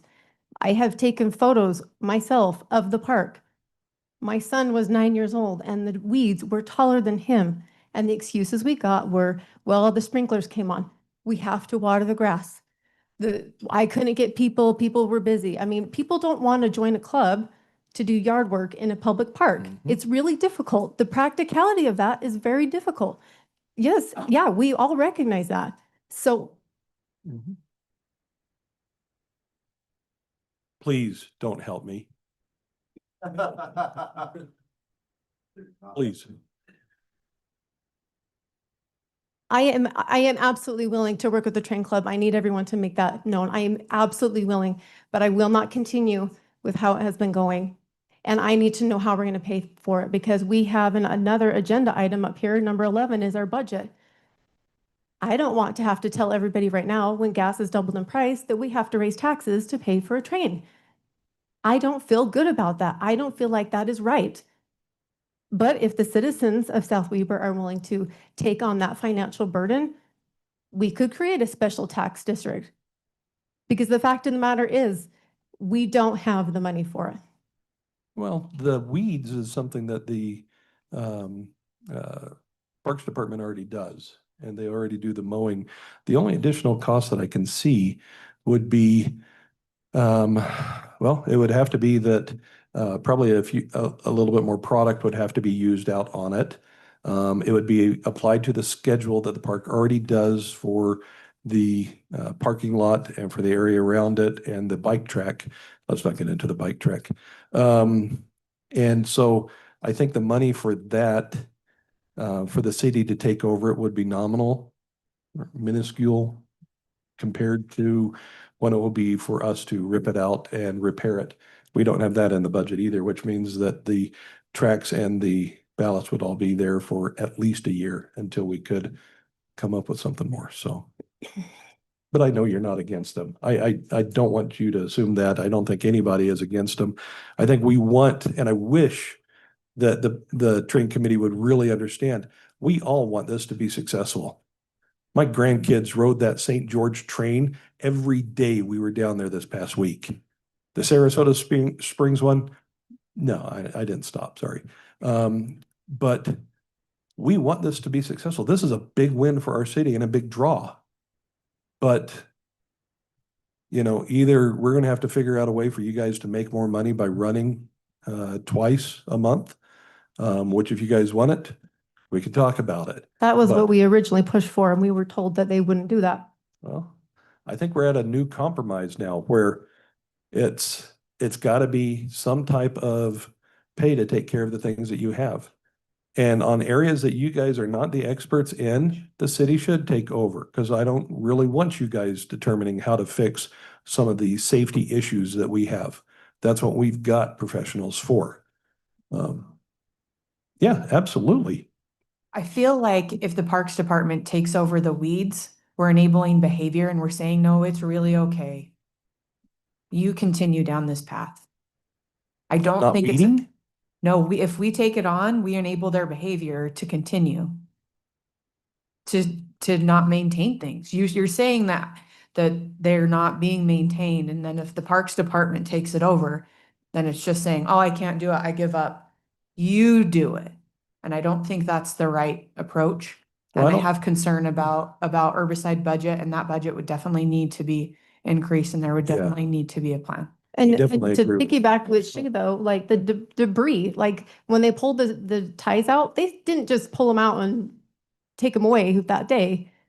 The railroad ties stayed in the park for extended periods of time. We can't do that. If our city staff left debris in the park, they would be reprimanded or more. Like we can't, we have different standards than a private property. And I think that that is where the biggest disconnect is, even though we have tried to explain that. Yeah. No, I appreciate all of what you're saying. And what you were saying. But I don't believe it's our job to legislate behavior. We have a park, and as I said, if they go away today, we're still 100% on the hook for the rest of the park. And at least the things that we've gone through, it's not the tracks that have been the problem. There are some safety issues on it, and those absolutely have to be taken. And in the contract, maybe it needs to say, if any red flagged safety issues still exist, the train park can't run. that would be my responsibility as a city councilman to protect our citizens and everyone else that comes to visit. I don't think there's a problem with that. I think the main contention has been the weeds. And that's where most of the violations have come. And we have to decide whether we want to get rid of the train club because of weeds. And I don't. I think we can still work with them enough to make sure that safety is taken care of first, or they don't run. One quick comment, Blair, sorry. I want everyone to know, as much feedback as we've gotten about support for the train club, we've gotten at least double that about complaints about the weeds, just so everybody knows. Okay.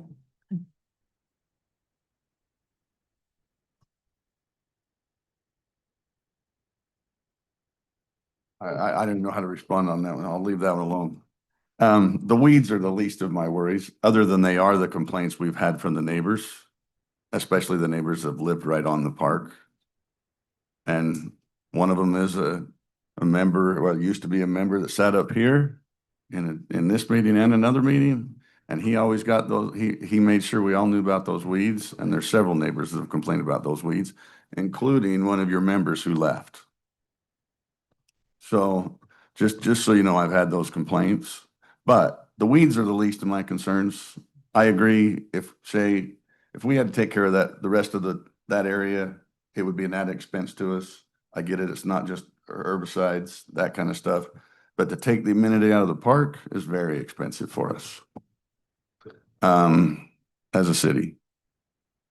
Not that that's not, I mean, where it eventually will go, but I do, and we've all talked about this. If it's going to continue, I do think the city has to maintain possibly the weeds, but that's, again, the minor issue to me. We have weeds everywhere. You can drive down every street around here and there's weeds. There's no way to keep up with the weeds because of the wind and everything else we have. It's impossible. I have them in my own yard, and I know that's bad, but it's more of everything else that goes with it. It's a public park that taxpayers have paid for. And there's many, many times where we've been treated by a private group as if it's theirs. It's not. And until the contracts came into place with an actual lease to cover legalities of that, you were just there. And so that is, to me, the biggest thing that has to change on this relationship is realizing where you're at. You're not on your own 10 acres of ground. You're on all of the citizens' 10 acres of ground, not mine. I think it's great to have it there. I think we do need to decide, Joel. I think you're right. Do we want a train park? I do know that was the original intent. So I don't want to rip it out, but I don't know that us sitting up here debating that. I would love to say your train club when we can all come and sit down. I've tried that 20 times. You do have a new president. That may be a better thing. I've never personally met with you. Yeah. So it may be a better relationship. I don't know. But I would expect the Parks Committee to help me understand. And I have a feeling I know where Angie wants to be. But I mean, can we go back and make this work?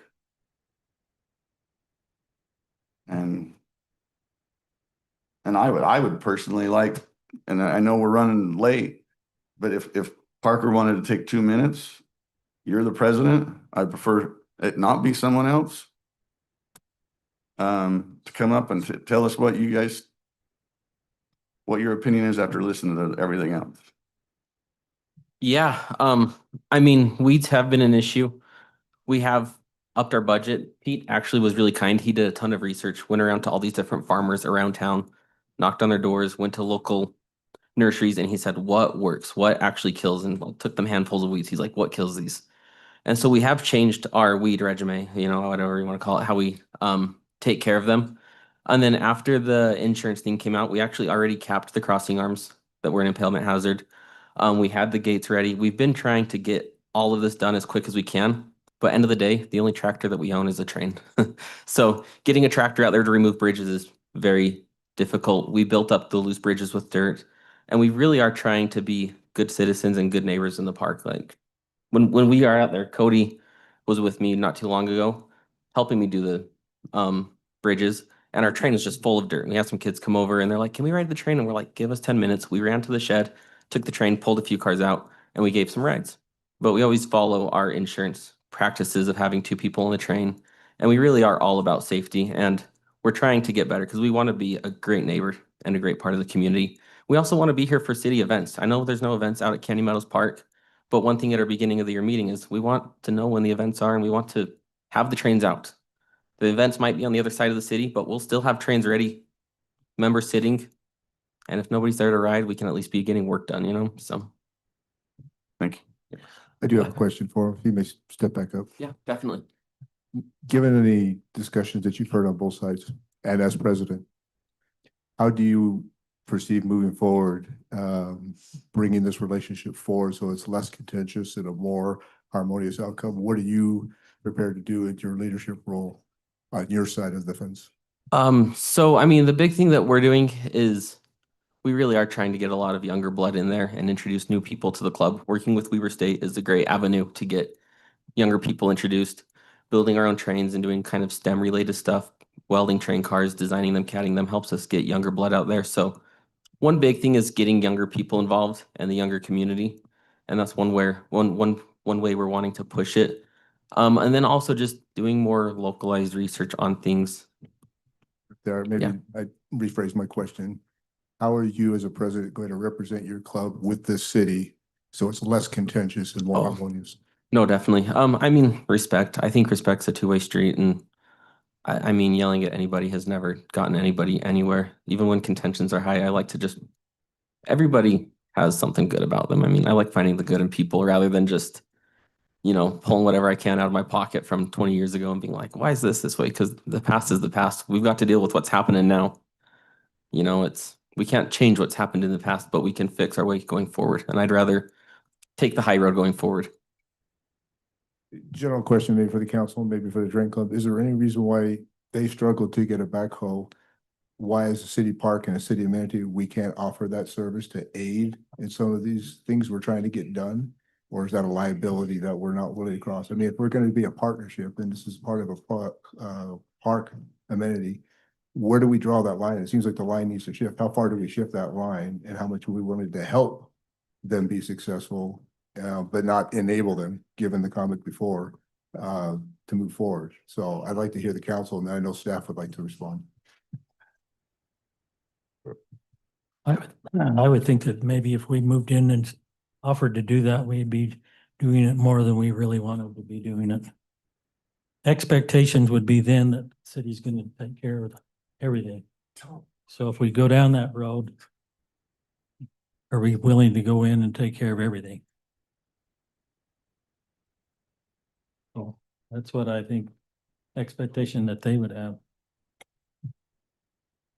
Yeah, I mean, again, that would take a total change of philosophy on our side as well. Yeah. From parks to public works, all the way down. Because there's a lot of, I mean, I'm not saying we shouldn't change. I'm just saying that it takes a change of philosophy on our side. If they needed help, one, they got to communicate it with us. Two, we would have to be willing to say, hey, is that a reasonable request? And is that something we should be spending resources on? I mean, that's where the fine line is. And that's where I think we're spending taxpayer dollars on a private amenity. And that is where you talk about fiduciary and responsibilities, Joe. We'll be spending tax dollars on a private amenity. And that's where I claimed I wouldn't do that when I got elected. Okay? Wasting those dollars. And so we have to change that philosophy. And I'm not saying we shouldn't. Yeah. When it comes to getting a backhoe and all that, I don't agree with that. The small things, yes, I do. See, I think that I'm sorry. And I think that on something like the backhoe, again, Who do you want doing it other than some of our experts? Mark has always been wonderful about that. He's got other complaints, but every time that we've needed something moved, even if we were doing it for the bike track or the bike thing, he would give us advice, but then he would also say, you know what? I can be over here on Saturday and I'll just move all the dirt for them and they can finish moving the rest. I think that we have to take responsibility for it because one of the plans that we've always had is for them to be able to extend that track. Do we want them to do that? I mean, I think that I would much rather have Mark or somebody who knows what they're doing go through our park, know exactly where things are, clear off that trail, and then make it to the point where they can finish the rest of their tracks, put down the ballast, all of the things that they need to do. I wouldn't want any private club coming in and making those kind of determinations or bringing out equipment that would do those kind of things. I think that that falls on us. So I think that's why the 90 days might be good to be able to say, okay, with the president, let's negotiate and see if we can. What we can come up with, what should be ours and what shouldn't be ours as the perspective of South Weber has a train park and we want to keep it. And if the 90 days fails because we're too busy fighting over old things, then I think that's a whole different council meeting. But yeah. If we do decide to do that, I think 90 days is too long. I think we shouldn't go any more than 60 days. And I think that the items that need to be repaired, the ones that the insurance company has brought up, need to be repaired before you run again. And there's going to be no running dates until all those repairs are taken care of. Can the city help on those? No, I don't think so. Shay, did you have a question? More of a comment and of support to this whole thing. The story that you guys may not know is we had a parks employee that went way above and beyond, and they did cut all of the weeds on the west side around the pickleball court. The parks department went and helped the train club on a Friday pick up all of their track and move it. We also helped them move all of their gravel with the backhoe. And all of that was done because I have an interest in that park looking good. And that's what I expect out of the park, of every park, not just at Canyon Meadows. The other part that you may not know is I communicated with Mr. Robbins of when the bark would be laid down on the sections that we are supposed to, the city is responsible for. He asked, can you please wait? I will address them. And I will be here Saturday. And I said, sure. And I accommodated that request to have the bark finished. So there's definitely been a side that has been willing to help the train club. And my concern, again, you know what they are, but there has been that side of support from the Parks Department. Thank you. Thank you. And we deeply appreciate that. Last year. This year. Last year, the gravel moved in. This year for the bark. Yeah. I guess I still want to know where we're getting the money from. And I will tell you, because that's what it comes down to. I mean, we talked about, do we hold the rate for our taxes or do we let it erode?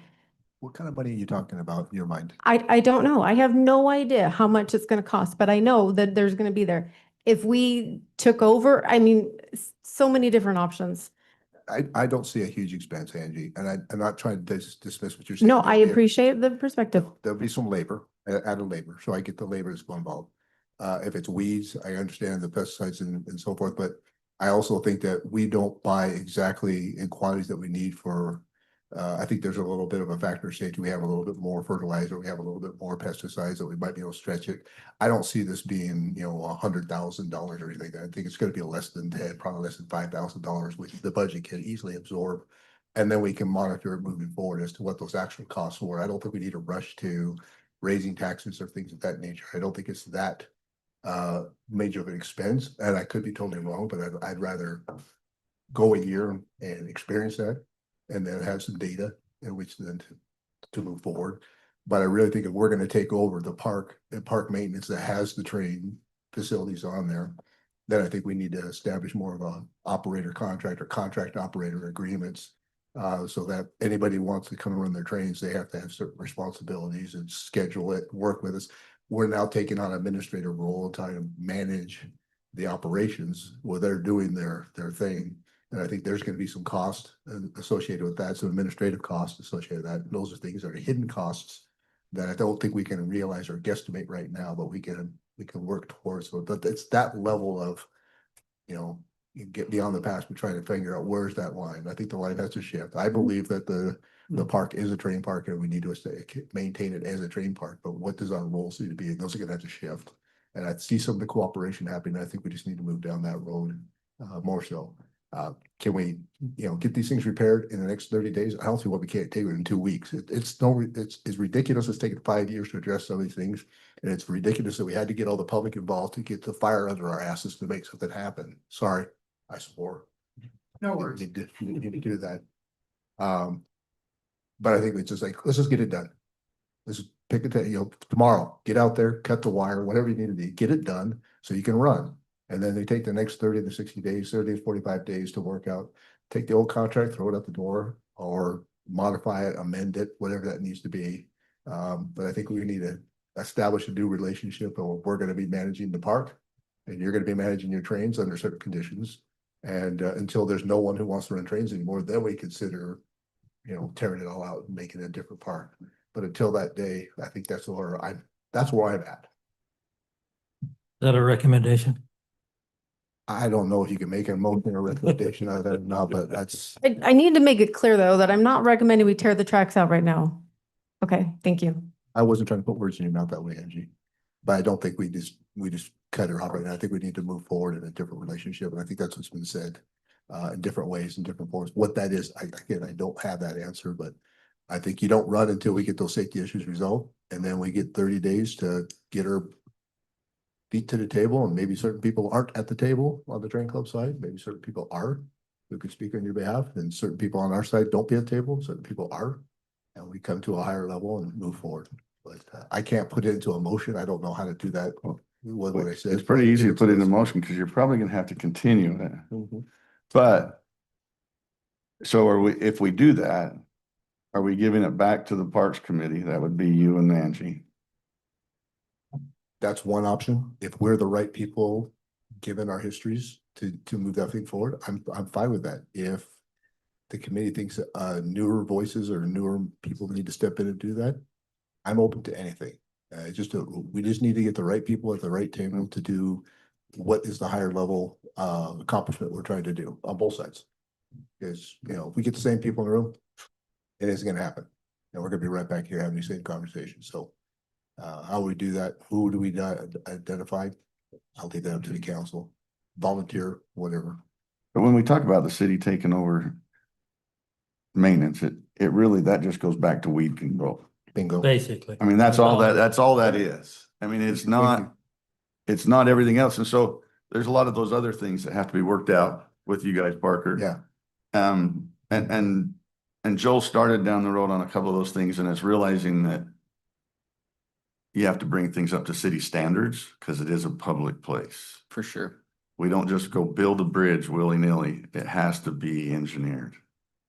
And our engineer has to review it. It has to go through all those city processes or it just doesn't happen. So I know that's been a big pushback. So I think those kind of things, what they're going to do, whoever's working it out, I'm probably not that person, but whoever's working that out, those things need to be very specific because all it really adds to us is weed control. And maybe I put it in our leadership's lap and maybe you identify people whom you want to sit at that table and come to that agreement. If you want this, Parks would, right? If you want certain individuals or how you want. I'm happy with the Parks Committee taking that on unless they feel differently. You okay with that, Ange? I'm fine with that. Okay. Who on the train club side is gonna be at the table? I can be there. You don't want to be solo. Who's gonna be with you? Yeah, please don't be solo. I'll bring. No, No, I'm kidding. It isn't about you. It's just you and I can't bring up, and John, the three of us keep bringing up the past. So we just need to leave it alone.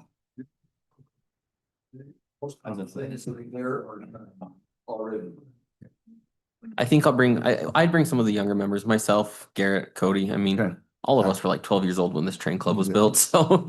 Then I guess the motion is to continue this until 30 days. Probably need 60 days because I think they need to get everything fixed. I think there's two, I guess there's too much, we continue this, but in the meantime, we need to get the insurance things remedied before they can run. You're red tagged until those insurance things are taken care of. Then they can run until we get this thing continued for 60 days. Councilmember Windsor, I took some notes while you were talking, and I have maybe proposed language you could use in a motion. You can reject it if you Jamie, you want. did a very good job. It's your call, but the three things I have written down that would be in the motion is no trains run until the safety issues are resolved. Yes. And those are the issues documented in the report from the trust. A 60-day window for the two sides to negotiate a new agreement. Parks Committee on behalf of the city, club president to lead that on their side. And then the third item, if no new agreement, then the council will act to terminate the existing agreement after that 60 days. So moved. I like that. Seconded. We have a motion and a second. We need yes. Yeah. Yes, we do. We'll do. Councilman Windsor. Aye. Aye. I, Aye. Okay, motion carries. Thank you.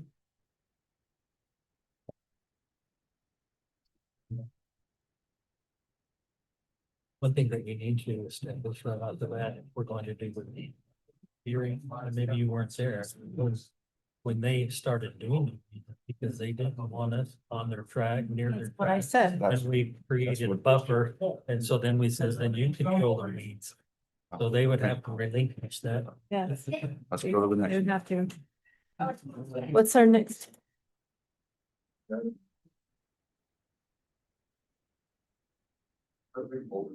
We still have a council meeting going on.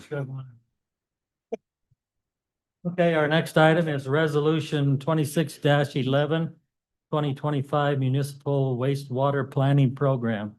Annual report. Any discussion on this from the council?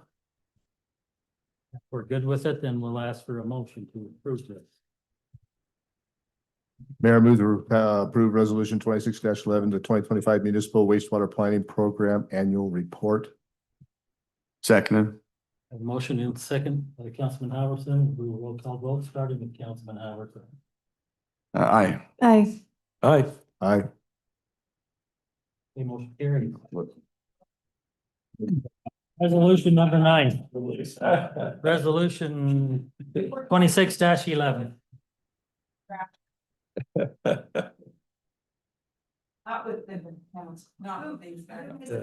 I made the motion. Wayne did. Seconded. We read your words. Next item, award fire station remodel project phase number 2. Any questions on this? I will say good job for coming in under our budget. Yeah, absolutely. In addition to it, the number of bidders on that was also encouraging. Yeah. Encouraging, and after analyzing it, I think we got a very, very fair price. I feel the same way. Move to award the fire station remodel project for phase 2 as submitted. I don't have their name in front of me, so whoever the low bid. Adams. Adams Construction. You have the amount? 32,467. Mayor, I'll make a motion to approve the fire department remodel phase 2 for Adams Construction Services in the amount of 32,467.55. I guess I'll second my motion. Second by Councilman Windsor. We'll just do all in favor. Aye. Aye. Okay. Right. Next discussion item, fiscal year 2027 budget. We can make this short after the train club, can't We can make it short. I have 3 pages. There's only a few pages to the. we? No, you're great. Greg, do you want to start us off? This is important. Yeah, from our last discussion, there was a few items that were brought up. One was I initially had showing increased taxes, which was about a $6,000 change from what we ended up deciding, and that was to hold the current rate. In all, holding the rate provides additional, or the growth portion of that, of about $60,000 to the city. The reduction from me increasing taxes to holding the rate was about 6,000. And I showed that in a few different areas. One was the judicial department, the parks department, and also there was a small portion of the fire department that was impacted. And the only part, I'll provide a little bit to Derek there, I didn't have a chance to really discuss it with him, but there was just a calculation of when the fleet was going to be done, some of the fleet vehicles that are being switched out, when they're going to be done this fiscal year, and having that time to get them sold next fiscal year. There was some calculation issues, and I came up with about a $2,000 difference, so $2,000 less. In the end, I decreased the general fund by $8,000. I only needed to decrease it by 6,000 to be within the range that council had requested. There was also a portion of the judicial department salaries. That portion comes directly from the state on what we pay our judge. And I had estimated, based on prior years, I had estimated high on that, and that was about a little over $2,000 difference. Okay, so we're not cutting his scheduled increases. We can't. Yeah. Okay, that's, when I saw the 2,000, that's when I questioned on whether, so. So what happened with that is we got a document from the state saying, and they did a different calculation this year. And at this point, we're still giving him a raise, but the state required that we don't give him a raise. Because of the way that they did their calculations, they didn't provide a good detail, but based on his workload here, we were overpaying, but we can't cut his pay. But I can reduce it from what I had budgeted for originally. And that's where that decrease came from. Thank you. And then for the Parks Department, there was a portion of it that we had increased based on trends and analysis. We had increased it. We had brought that down a little bit to show a total of $8,000 savings or difference between what I had currently budgeted to what it shows now.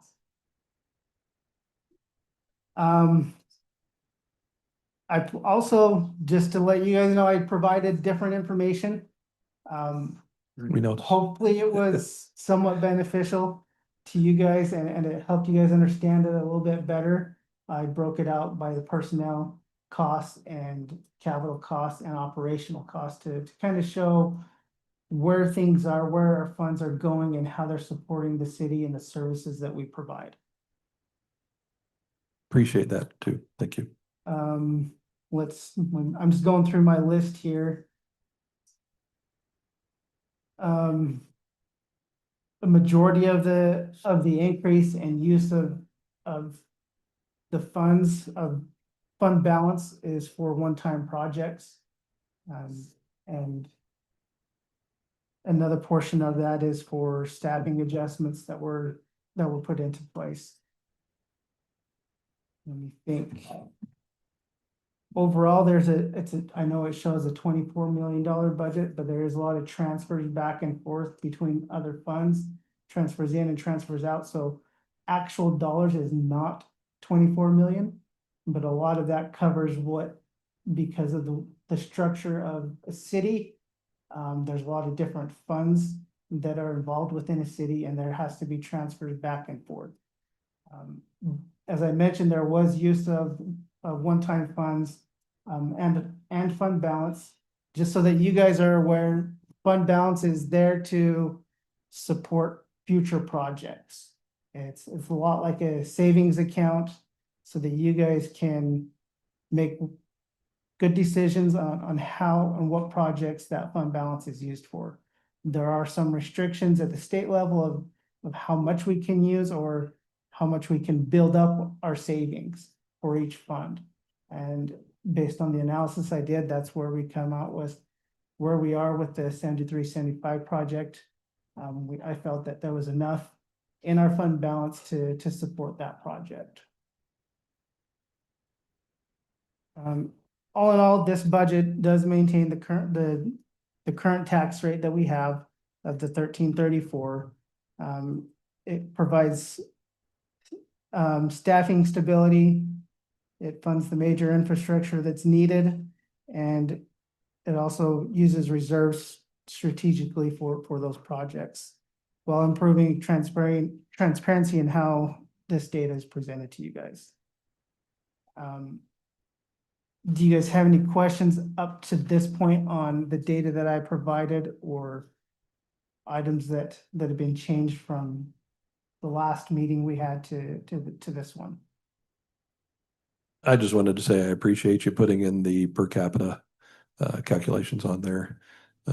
Like you said, I know it's not perfect, but it's one scale, and if you constantly use one scale to measure, you at least get a direction of where things are going. So I really do appreciate that.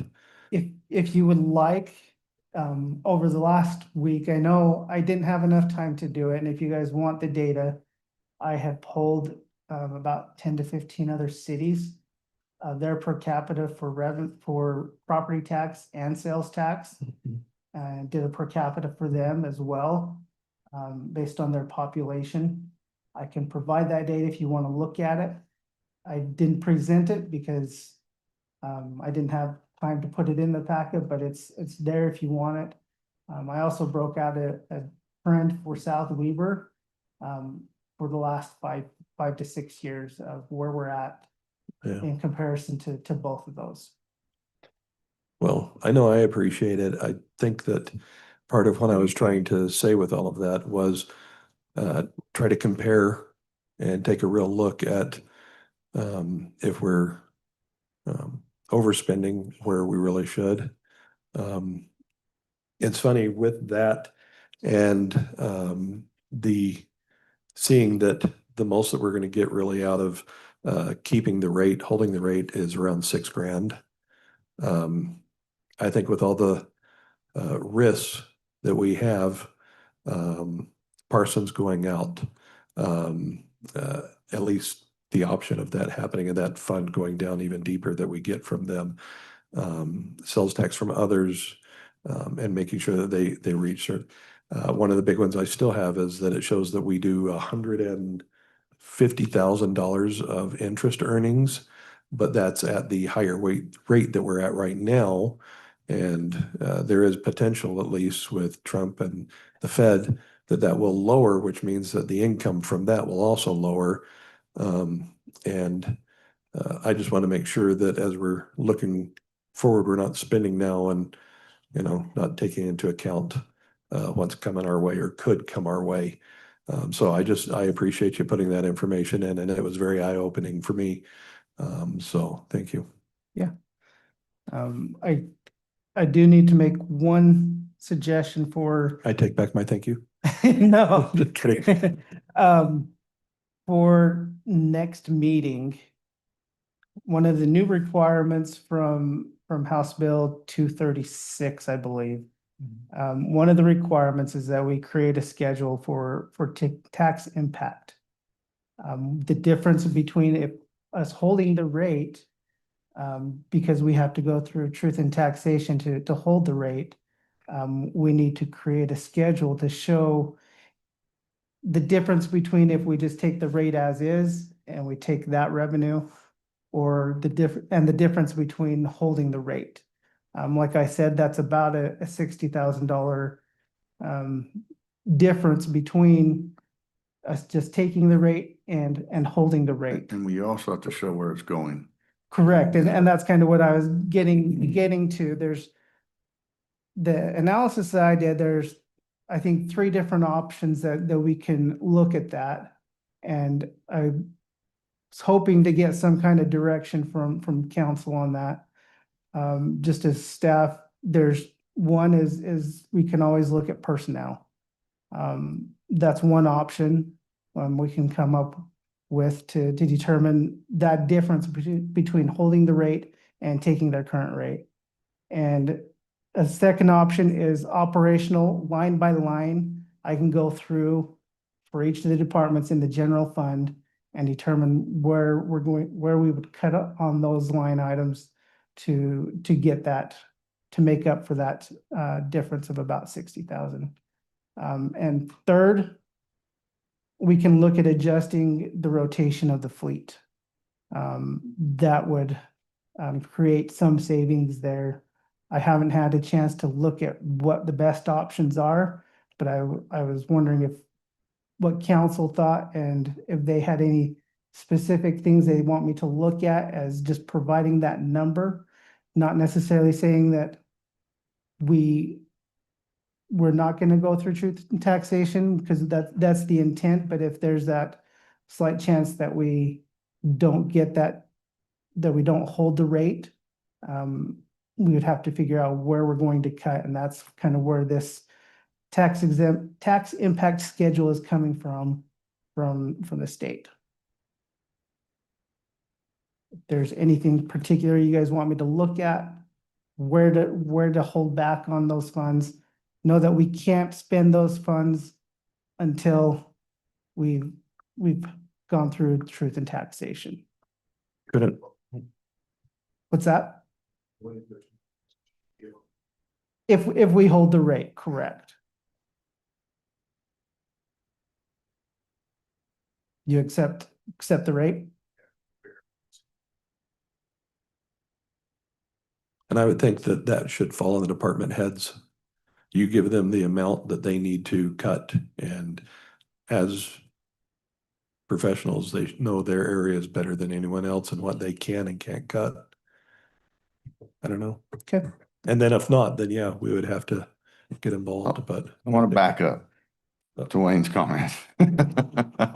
And I don't want to make this meeting go any longer than I have. Thank you. Okay, but let me just clarify. You're wanting to, so the original budget had us going back 2 years to the rate 2 years ago. Right. We had him revise it last meeting Right. to holding the rate as of our current rate. That's what I'm thinking. You said it as if you're talking of going and Accepting. the new- accepting whatever dollars come. So we're still gonna have truth and taxation regardless. Okay. That's where I was. I was just, gonna wait, caught me clarify. off guard, because that would mean we'd have to find $120,000, not just $60,000. So- And what this does is just provides more transparency to the public of when we go through truth and taxation, Hmm, where's that increase going? Right. yeah. I think we're all in favor of holding our current rate. Right. Maybe. I'm not gonna speak for everybody. I apologize. But yeah. I do, I mean, I think it should be like, if we're gonna have to come up with a list of saying, if we don't go, if truth and taxation fails and we just get what we get, then you have to have a list. Correct. It should just go by department. And Yeah. Okay. I can do that. I didn't quite follow how the cost savings on the fleet would impact that. Is that prorated? I would think so. Weighted by the size of the department. Do you want me to do that, or do you want me to leave it up to the department heads to make that decision? Well, I mean, but Or give it. Today. But if it's like an 8%, then I would think that 8% of their current budget. I don't think it's likely gonna be needed, but Correct. it's just, I think you give a percentage of that $60,000 to the department. Okay. Based on the size of those. Okay. departments. Going back to the fleet, we would just, because the way that I have it built into the budget is those fleets that are going to be rotated next year, they do have a higher cost to them. Because we're purchasing a new vehicle, we have that cost, and then we have there's just that extra cost of purchasing the vehicle. We do build it in so that covers the expense side. But that's the extra cost to the departments within the general fund, is if they're going to rotate a vehicle, there is an extra cost because there's one more payment in that year that they pay for, but we also gain that back when we sell the vehicle. Does that answer your question? Yeah. Okay. Have we looked at getting sponsorships for the Quint? I mean, like STP and, all, like, no. Just like NASCAR, man.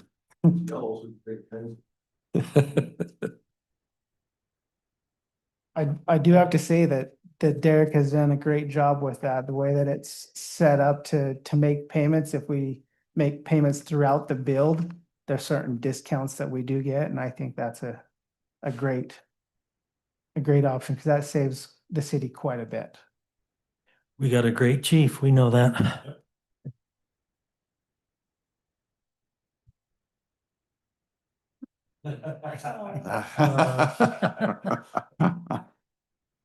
Wow.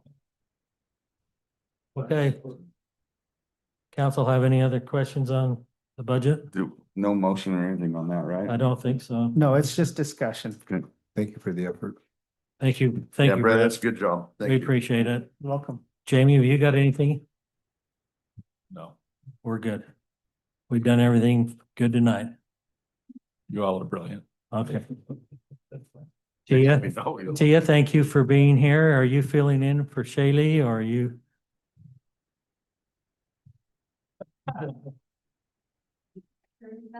I saw you taking pictures, so I thought you were filling in for Shaylee. Thank you for coming. Appreciate you. She was here to support me. I need Unless all the- council has got something else, new business or something to report on their committee, I'm gonna ask that we adjourn. Move to adjourn. Second. All in favor, say aye. Aye. Go home.